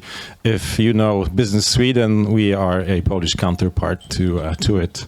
Thank you for the invitation for this panel. I guess green transition is on the lips of everyone these days. I can maybe say a few words from the Polish perspective, how this will change the business being done in Poland. As you know, with the green transition, most of the investments that are coming to us, especially from Scandinavia, are now requiring this green element, sustainability element in the investment potential. And as you know, Poland is relying heavily on fossil fuels for the energy sector.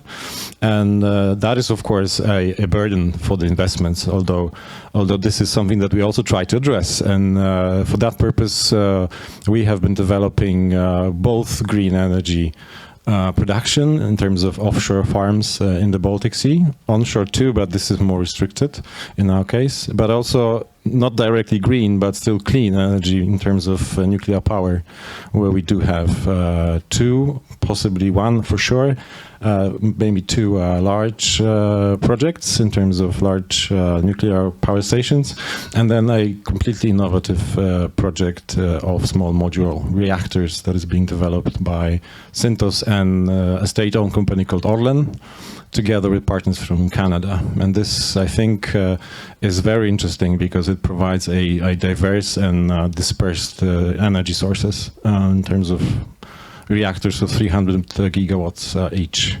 So this is a work that will be done over the next 30, 40 years in our strategy. And in terms of offshore, we will go to 6 gigawatts in 2030 and 12, 15 gigawatts in 2040. And the total capacity for Poland is circa 330 gigawatts. So it's a lot. It's now the half of what we produce, but it's indispensable if you want to move on with the new way of business being done, especially in the industrial sector. So in that case, I think there are, very interesting times coming to Poland. As you know, there are many investments being involved in the electromobility sector also. So that is also where we will look into the green transition of the whole automotive sector, which is a very big sector employing 250,000 people at the moment in Poland. So we've had Nordvolt investment in Gdansk, which is the factory that is designed to build modules for battery modules for cars, but also energy storage. Nordvolt has its own issues, but the factory was sold to Scania now, which is going to retain the investment. So that is the whole environment of green transition in Poland, just briefly. And maybe I will stop there to give floor to other panelists. Thank you. Thank you. I think I'll stand up. I'm so short, so I can see you. My name is Sofia Brax, and my perspective on this green transition is that I work with company cultures and transformations of companies. And I was just thinking that it was not a long time ago, maybe like 20 years ago or something, where companies were aiming for like a higher vision connected to geographical and financial growth. They had a person in the company who was an environmental manager reporting to someone who was reporting to someone in the management team. And they were also giving donations to charity to handle the environmental questions. And today, there is a huge change. Almost all companies are now defining higher purpose, how can we create a better products and the way we work with our business so we leave something good after us for future generations. And doing so, working with leadership and making companies take responsibility. That is what I think. Oh, now the topic is gone. But 5 to 10 years from now, I think that we will see much more about that. Not only because it demands a lot of grit, courage, also the skills how to relate with others. You have to cooperate with your peers in the same industry, and you have to do this. It's not a one-man show. You have to do it. Of course, it's a huge teamwork, and you have also to kind of develop as people, to step away from your own ego and prestige. So you really do this focusing on a higher purpose. And I remember also 20 years ago when I started to work with this, I was going to work one day and my daughter, she was about 4, she cried and said, "No, you cannot go to the office." And I said, "Why?" And then I said, because we started this journey in a company, and I said that in this company, everyone is on fire for this higher purpose. And she was too young to understand, so she thought I was going to a company where everyone was burning. But it's about creating passion and making people able to participate and contribute, and to make prerequisites to make that happen. Thank you. Thank you. My name is Magdalena Zaczyk. I am actually a student. I'm doing my bachelor's degree in business and economics here at the Stockholm School of Economics, or Handelshögskolan in Stockholm. But apart from that, I am part of a United Nations initiative that's called PRIME, or Principles for Responsible Management Education, where we spread awareness about sustainability and responsible management across business schools across the world, where I specifically work with European business schools. Apart from that, I'm also an ambassador here at the Swedish-Polish Chamber of Commerce, and together with Dominic in the audience and Julia joining us online, we're founding the Youth Network here, so we're super excited about that. But what I think, and what I hope at least, that conducting business in relation to sustainability will look like in 5 to 10 years is a lot what you mentioned. This sort of accountability and looking at due diligence, how do firms tackle sustainability, and it becoming a just general part of every sort of business landscape and deal that we make. I know that Europe is very good at this, but across the world, I guess the situation is very different. So just creating this sort of global acceptance of sustainability, I hope will be what the future will look like. Thank you.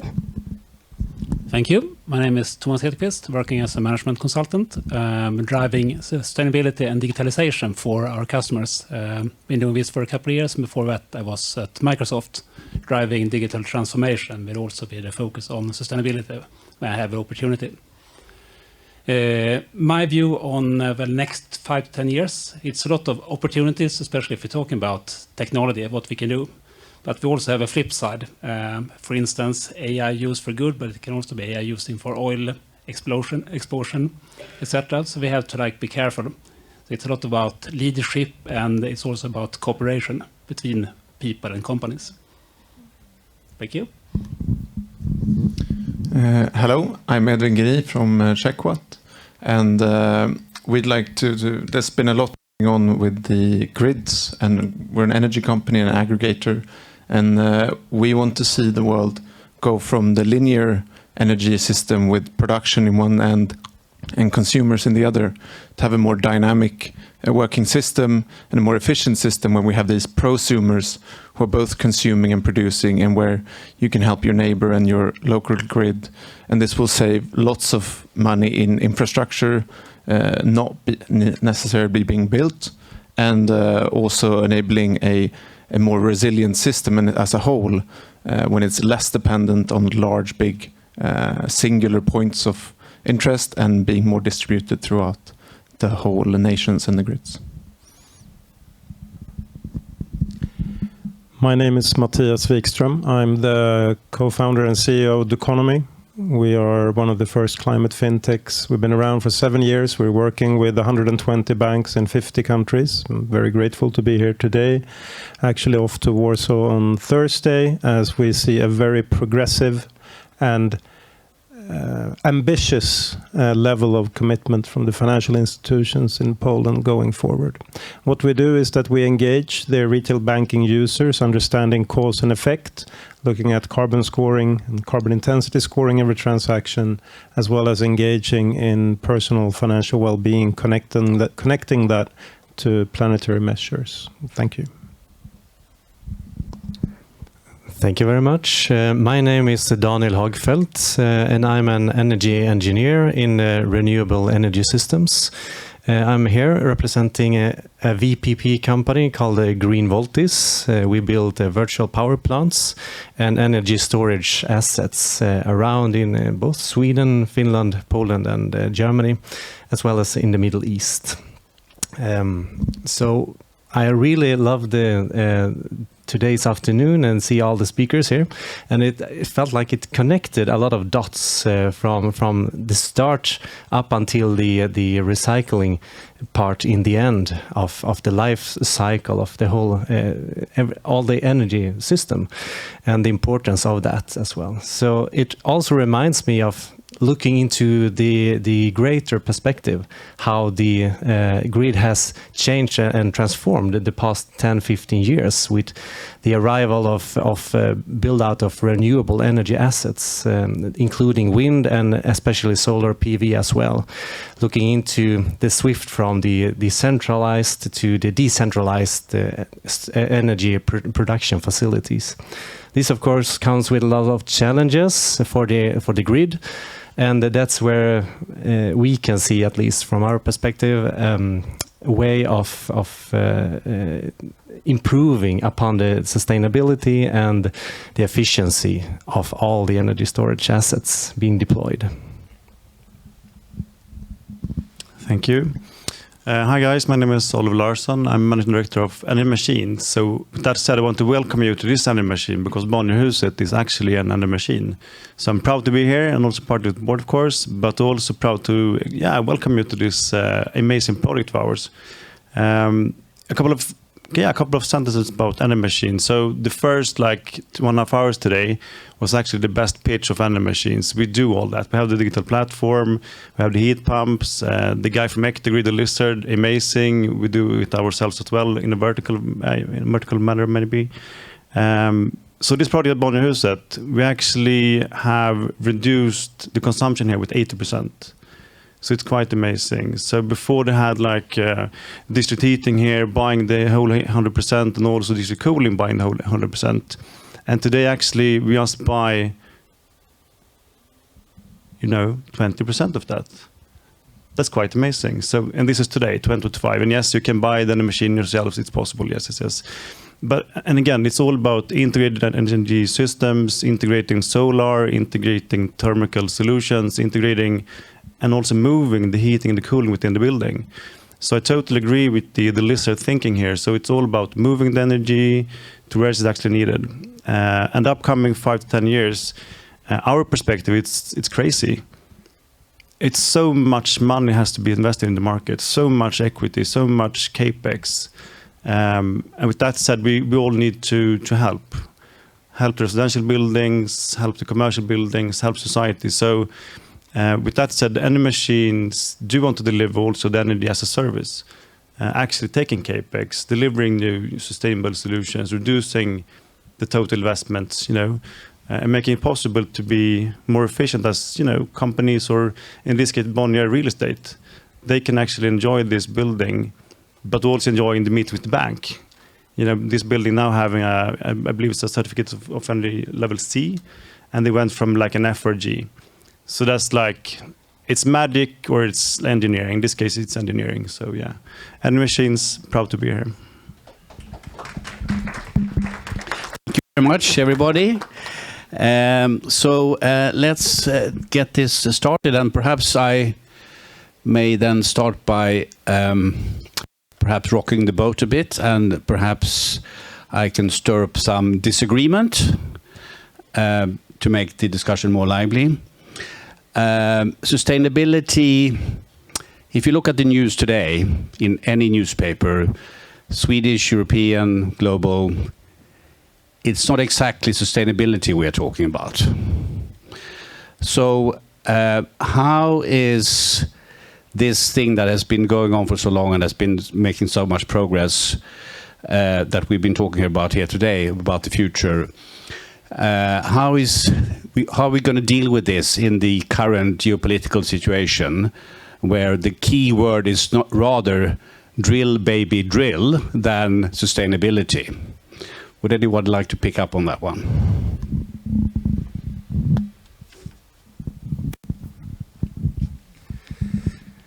Thank you.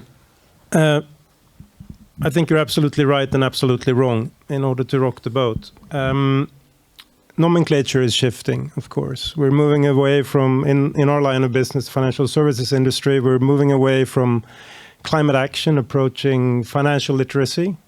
We're moving away from the climate crisis, defining it as a risk. Stranded assets is probably what's going to rock the boat short term, I think, out of a financial perspective. But of course, it's under pressure, and we are facing short-term horrible events ongoing in parts of the world that we should not in any way consider lightly. What I do believe, however, is that we will see an arms race in Europe, and that arms race needs to be funded. We have traditional verticals regulated and taxated, but we are also living off a very tightly balanced grid that can't be taxed to a larger extent, to potentially a sufficiently larger extent for the funding we need to see going into protecting ourselves, or at least some people believing we need to do so. That can also be discussed. In order to have that happen, we're going to see a top-down and a bottom-up pressure. Top-down, we will see regulation of new verticals, primarily, I believe, out of a sustainability-aligned perspective, where we can tax those behaving in a non-future-proof optimal way, if I may say so. And in order for that to be in place, we need to have sufficient and efficient and clear directives out of a regulatory perspective. The CSRD, I think, has failed us a little bit short-term. SBTi is, I don't know, they're spinning, going either in any direction that they find suitable. On the other hand, we see Mark Carney stepping into Canada, at least for a short period of time leading up to the next phase. And he also said that the transition we need to see is the most lucrative or the greatest commercial opportunity of our lifetime. So if that kind of leadership is what we are going to see going forward, I think we're in a good place. If the fear of being pretty much killed off is what is having us arm ourselves, and that calls for additional taxation opportunities, I think sustainability is the green field opportunity for the taxation people, and where money goes, attention flows. And taxation might be the fastest way to mitigate the crisis that we are all ahead of. I think many times we're very reactive instead of being proactive in actually changing the way we behave, instead of addressing the elephant in the room, which is basically using less. We are looking at innovations that enables us to continue as we always have. And I'm not personally sure that that's the way forward. We should rather change the way we behave instead of inventing stuff that camouflages our shortcomings. Taxation is not camouflage, it's punishment. And I think punishment in that sense is what's going to accelerate the transition. Thank you very much for this. And do we have other views on this topic? There we go. Well, I shall introduce myself. I'm a recycling material. After 40 years in Sweden, 20 years professor at Royal Institute of Technology. I'm back in Poland, responsible for the SMR development and at Orlen Synthos Green Energy. Well, I could have 100 of questions, but I will put one question in line what you said. We are talking here, sustainability, but nobody talk about affordability. You know, it very soon the green revolution will change to the red revolution. What do you think about that? So, is it a question? Well, I was inspired by that. Whoever would like to pick up.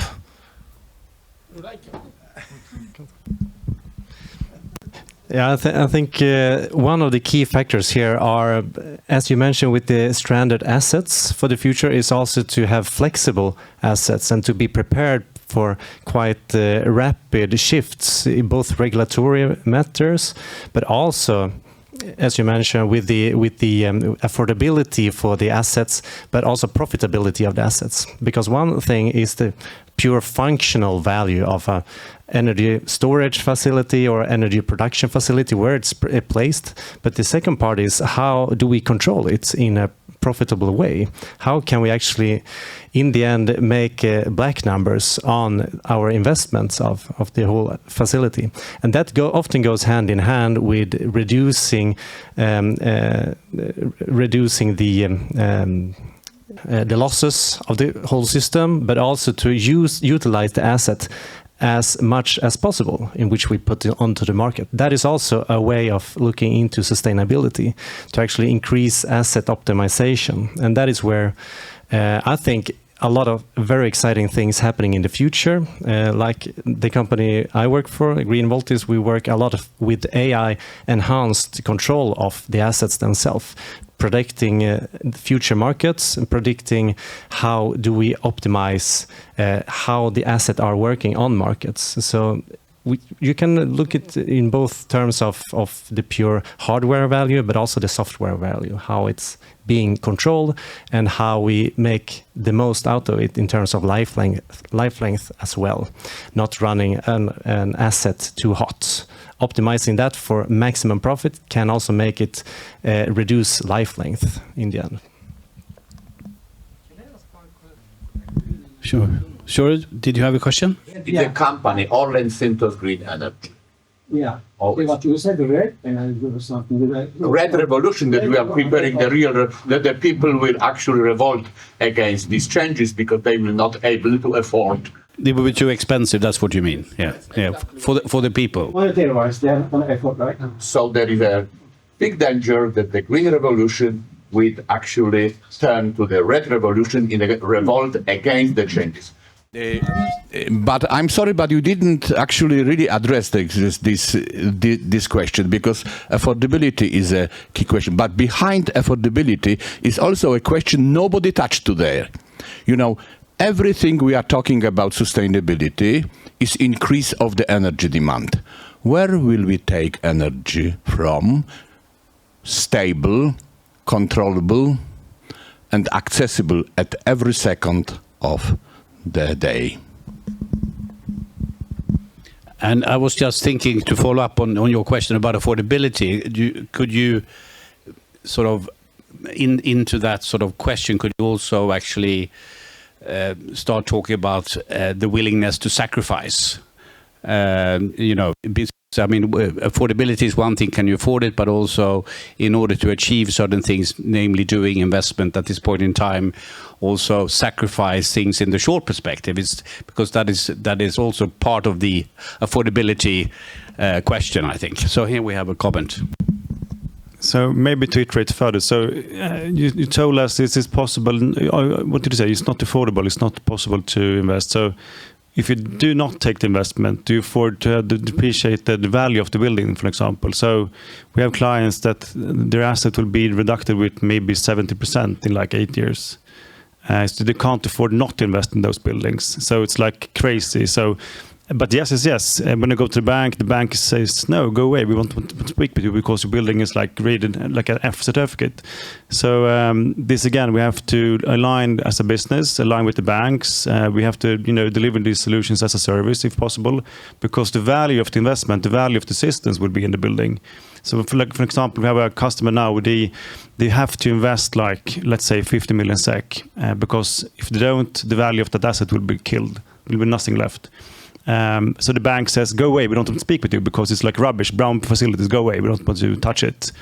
Because when they have the revisions and such, they have to, show the, So in this case, again, we have the investment perspective here in the room. To gather the investment perspective, to gather the service perspectives, to actually keep the asset value, keep the yield, but not having the investment in place, that could maybe be the solution. So that's like super affordable, actually. Maybe not answering your question, but like to iterate maybe further.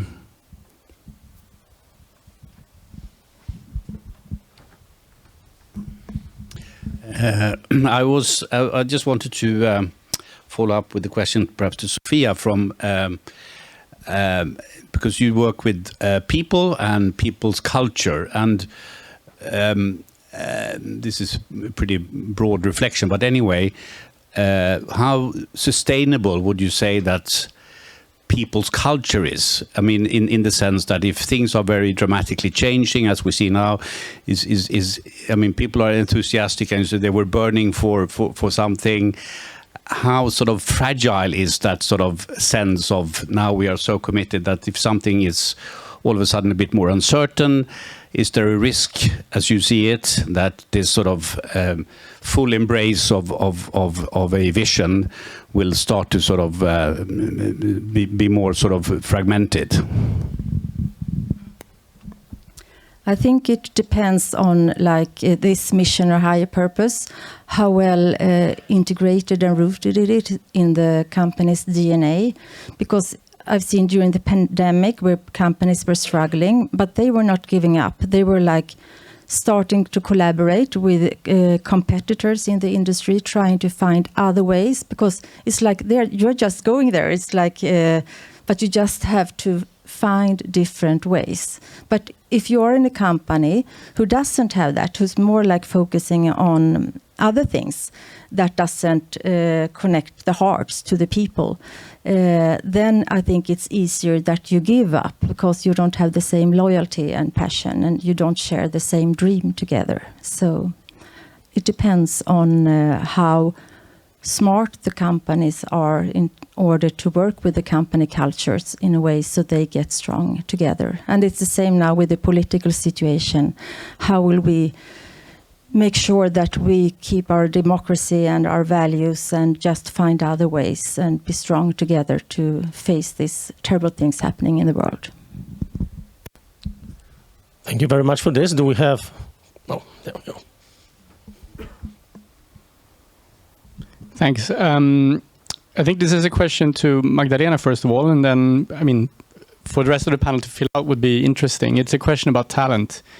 And so I'm wondering, what do young talent make of all this today? First of all, we're seeing a world where knowledge work is rapidly being disrupted by AI, where hundreds of millions of jobs are on the cusp of being challenged by very capable agents. And at the same time, we're looking at a panel of predominantly knowledge-based products and services, right? We're also seeing, kind of from, I guess, my ancient vantage point, a youth culture that looks more, not less, focused on consumption, riches, making and breaking stuff, rather than sort of we're looking more at almost like an antithesis to the Greta generation, or at least that's what makes the news. So what are people in the student communities making out of this, and what role will talent have in terms of enabling or driving the green transition?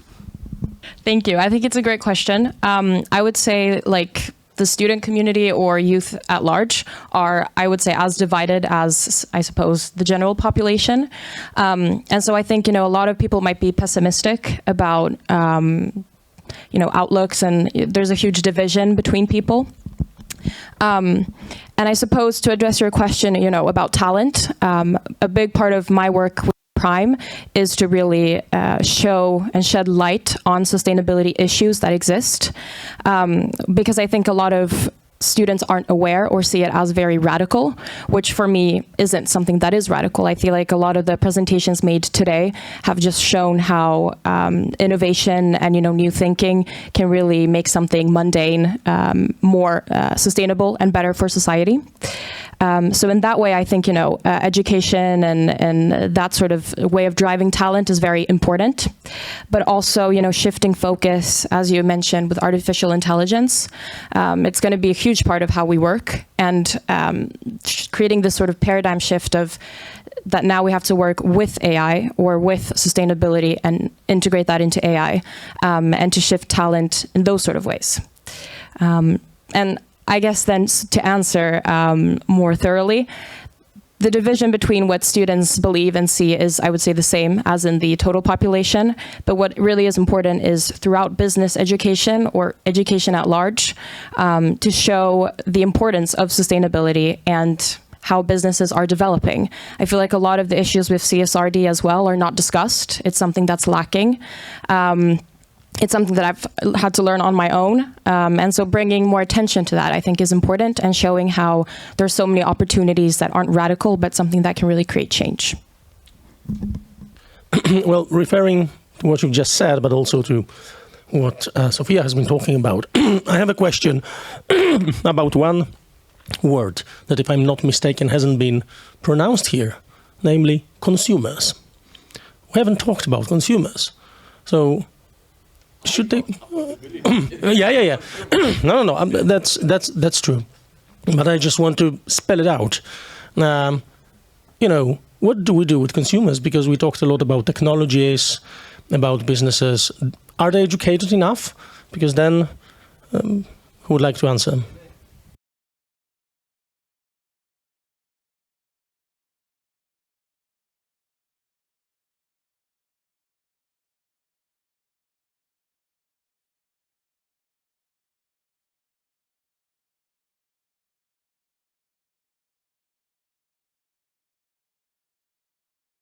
Grid, we see a lot of fees changing, like grid fees are being applied, which for a normal consumer would previously, if you put your heating on and you put your stove on and everything at the same time, it doesn't matter if you do it in any order. You understand that if you consume energy, you pay for it. But they're changing to grid tariff, which costs you for your highest hour per month, for example, your peak costs, and that's previously not been a thing that the normal consumer would do or would consider.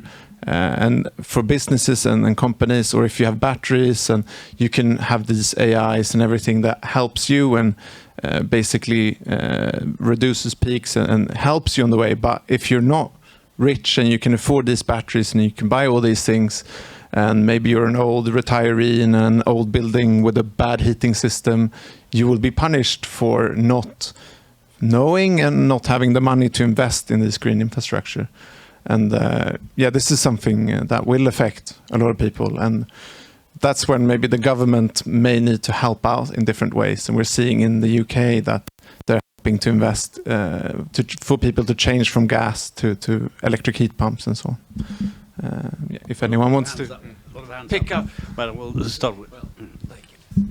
Just a practical comment on this affordability. I'm reading today in the SVD an article about Scania, who is now putting out an alarm or advert demanding that the EU looks over the emission rules or limits for trucks. Otherwise, they stand in front of enormously high fines. Or someone said taxes was a good incentive. It's like the whip and the parrot, I think. But at the same time, the demand for electrical vehicles is collapsing, and they cannot meet these emission limits now. Only selling more fossil fueled than electrical. I think that's a practical problem of affordability. Yeah, just before, I just wanted to share with you that I actually have a very good friend who works for Scania in Brussels with these issues, and he says exactly this. They can't sell them, full stop, but they still have to do it. So, all right. So, hello everyone, this is Inan Ökmangil. I am joining from actually here in Stockholm, and I have my own company, which is a consulting company called Merge AB. And it's for 4 years actively working, and we are working mostly with the data centers and energy friendly, actually zero energy consumption ecosystem. So what I wanted to say was about the artificial intelligence. So on Sunday, I had a lot of work to do. And there was one code that I need to send. And I was like, okay, how will I do it? Because if you want to really write a big code on a contract, it takes days. And I was like, okay, but I have the data. But one is JPEG, the other is PDF, the other one is text, and someone has to do it. And since it's my company and it's my ownership and I need to do it on my own. And I have opened Grok, maybe you know Super Grok or Grok, whatever, the X AI. It did it in less than 1 second. So what was his name? So about the AI, I think this is efficiency for myself. And also humanity is efficient. So we are not supposed to do things which are not good for humans, which are like copy-pasting things, scribbling same things all the time, 8 hours a day or something like that. So I want to handle this. I mean, like, what do you think about my question? Like, do you think this is something positive or negative for humanity in general? I'm not putting any value in it. I'm just saying it's disruptive. Yeah, because like my Sunday, I have got 3 children and then I need to look after them and I need to send that quotation. And I did it less than a second. So it was good. That's good, actually. I mean, that's good, isn't it? For your quality of life. I agree. Yeah. I definitely agree. I think Magdalena wants to say something. Yes. Sorry. Yes. Yeah. No, but I think good point. Working with AI and not against it. I think that's something to really consider. But to go back to sort of consumerism at large, I think the issue is multifolded. I mean, obviously we have governments that can help and set laws that help us buy things cheaper, but it also comes from ourselves, right? I mean, we are the ones pushing the demand. It comes from corporations pushing demand and B2B sales. So I think what is important is sort of creating awareness and I was at this lecture a week ago where a government had built a bridge and that bridge was rendered obsolete because the river that it was used to cross had moved 500 meters because of climate change. And here it's just so simple that because you aren't aware of sustainability and because you don't integrate it into different calculations, it's not going to be, it's inefficient and is not being used in the correct way. So I think in consumerism, what is important is having this in mind. And I think if we can create that shift so that you have consumers looking at sustainability and considering it in sales and organizations doing the same while governments help out and support, that is ultimately what is needed in order to have the green transition take place and to be efficient. It's a complicated answer, and of course it can't be done today. It takes a lot of work, but I think that's the only thing in my opinion that we sort of can work with. So what do you mean by giving the example that the brick is also for the safety, right? Yeah, of course. Also, yeah. But it just shows how, for example, here the government was the consumer, right? And because they didn't take that into account, sustainability aspects, it costed them more than it had to. And I feel like that was the point I was trying to make of like, we have to see the holistic perspective of sustainability and not just looking at it as like it's too expensive or not. And if we create this push together, governments, individual consumers and companies, that is ultimately what is needed. And I know it's very idealistic and difficult to practically achieve, but that is the reality of it, I would find. Thank you for this. So, any further questions? May I answer yes? Absolutely. I can answer your question about the consumers. Actually, nobody cares about consumers because this idiotic, I'm saying, and I would say rational, non-rational policy on the climate actually introduces the dictatorship of the producers over the consumer. Giving priority for renewable sources actually is creating dictatorship of the producers over. And here I would like to put the Polish-Swedish accent, namely Swedish government made the very right decision replacing all the words renewable in the documents into emission-free. And I would encourage Polish government to do the same, because that is the issue. Not renewability, but small use of resources and emission-free energy. And that should be, and I think we should build kind of the Baltic cooperation doing that. But I have the question also to Sebastian, because sustainability, affordability, and security and safety. Poland is dependent on the Baltic Sea, 48% today on the energy sources. In the future, having in mind, you know, the nuclear power and the big offshore farm, which I think it's a ecological crime, but that's for the record. Actually, offshore farms are ecological crimes, but Polish dependence on the Baltic Sea will increase to almost 70%. How it is compatible with the security and safety thinking of the country? Sweden is also pretty vulnerable on the, but it is much more robust than Poland. Shall we do something together actually to diversify and to reduce all these risks? There we go. Thank you for this challenging question. I think the questions of security are important. Sweden has decided not to move on with the projects of offshore farms in the eastern part of the Baltic Sea. Polish government decided to stick to it, citing the preparedness. I'm not an expert on security and defense, but I imagine that the government is now trying to develop the Polish Navy to be more efficient in protecting those investments. And these are well designed for, as you know, dozens of years to accomplish. At the same time, yeah, we talk about clean tech now, clean energy, emission-free energy, and I guess nuclear power is one of the answers to it. All I think is we should try to find an equilibrium, because Europe has found itself in a tight spot now with this green transition and all those policies we have in the European Union. At the same time, when we talk about it and do it, Chinese are building 100 gigawatts of coal-powered power stations, and Europe has 77% of emissions globally. Major polluters are United States and China, and they will stay the major pollutions. Of course, we can give an example, but then we still have to be affordable, and we have to be affordable for consumers. And of course, we should try to find this equilibrium before those three elements of sustainability: the human aspect, societal aspect, the economic aspect, and environmental aspect. This is a very hard thing to do, actually, because of what colleagues said about taxation, about finding efficient ways of producing, efficient ways of consuming, or maybe consuming less, and providing energy for all those things. Because as Professor said rightly, there will be more and more need for electricity, for energy to actually propel the economies.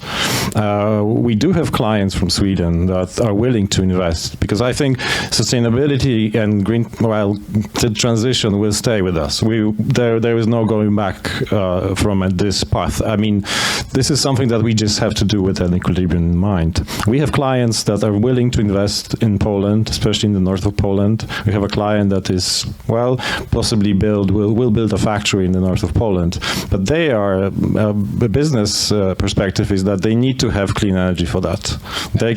And cheap. Yeah, of course, that is sustainable in terms of business, but it's also matching our carbon footprint production chain, because they want to have a product that has negative CO emission, and they need, for that purpose, they need green energy or clean energy. So yeah, that would be my answer. I'm not sure if I answer all of it, because I'm not an expert on defense, but I was surprised because I was in the part of in a working group on offshore wind farms in our agency, and just one day before my presentation about the system in Sweden, the government changed the whole thing and decided to cut all those projects. So that was quite surprising. So you see, the changes are taking place very rapidly, and sometimes they are 180 degrees turns. And I guess what you just laid out, the US and China. I mean, it begs the question: how sustainable is sustainability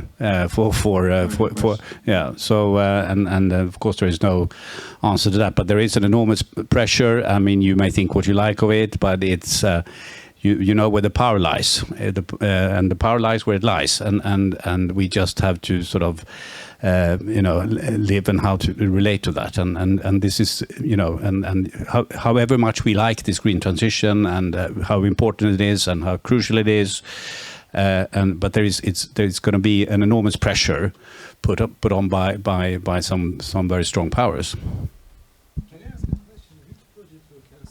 Hang on, I will give you a. Sorry, what was your name, please, again? Sebastian. Okay, so which two projects were cancelled, wind offshore? There are several projects on the eastern coast of Sweden that were being developed for years now. Do you remember the name of those two projects? They were not two. There were like around 10 different projects with different names, of course. But the whole project, all those 10 projects were indefinitely suspended by the government, citing security issues and the inability for Swedish military to defend them in case of war, basically. Thank you. So, So, do we have any more? It's getting time to wrap this up, even if this discussion is super interesting and very intense. But do we have any more follow-up questions from the panel or anyone else that you would like to? Any thoughts you would like to raise? And of course, everybody is more than welcome to continue discussions in a less, formal setting after this event during networking. I have an information which I can share because the name of the Business Sweden was mentioned here. I mean, in the second week of May, Business Sweden is organizing a big event actually in Warsaw, actually focus on the cooperation between Poland and Sweden, and the nuclear will be a big part of that because we have a very, very big potential in that, and I hear we had a lot of common businesses in that. So please track, I think 21st or 22 of May. They are depending on the availability of the politicians, so that the date can change. But welcome to this event because it can be very interesting. We should all go to Warsaw, right? Yeah, of course. Yeah. So we are now approaching my very big moment, aren't we? I would like to thank everybody. I would like to thank the audience. Thank you for being here. Very engaged discussions, very interesting. We can, as Marius said, continue during the networking session. Networking is very important to these events. Thank you to the moderators. Extremely good work. You are coming back. There is no coincidence in that. Thank you very much. Thank you to the speakers and the panelists. Wonderful job. Wonderful job. Thank you to you, Mats, the digital, I never remember it, facilitator, the digital facilitator. No, but there is an association of digital facilitators, and you are a board member of that, so it's a very, serious occupation, and very different from just being a technician. Dana, are you here? We are kind of running out of the bakery products, the best Polish bakery products outside of Poland. I would say the best in the world, but I'm not objective. Anyway, thank you very much, Dana, and there is still some more. And now we are really approaching the networking time, so please talk to one another and do some business. It's important to do business. Thank you very much.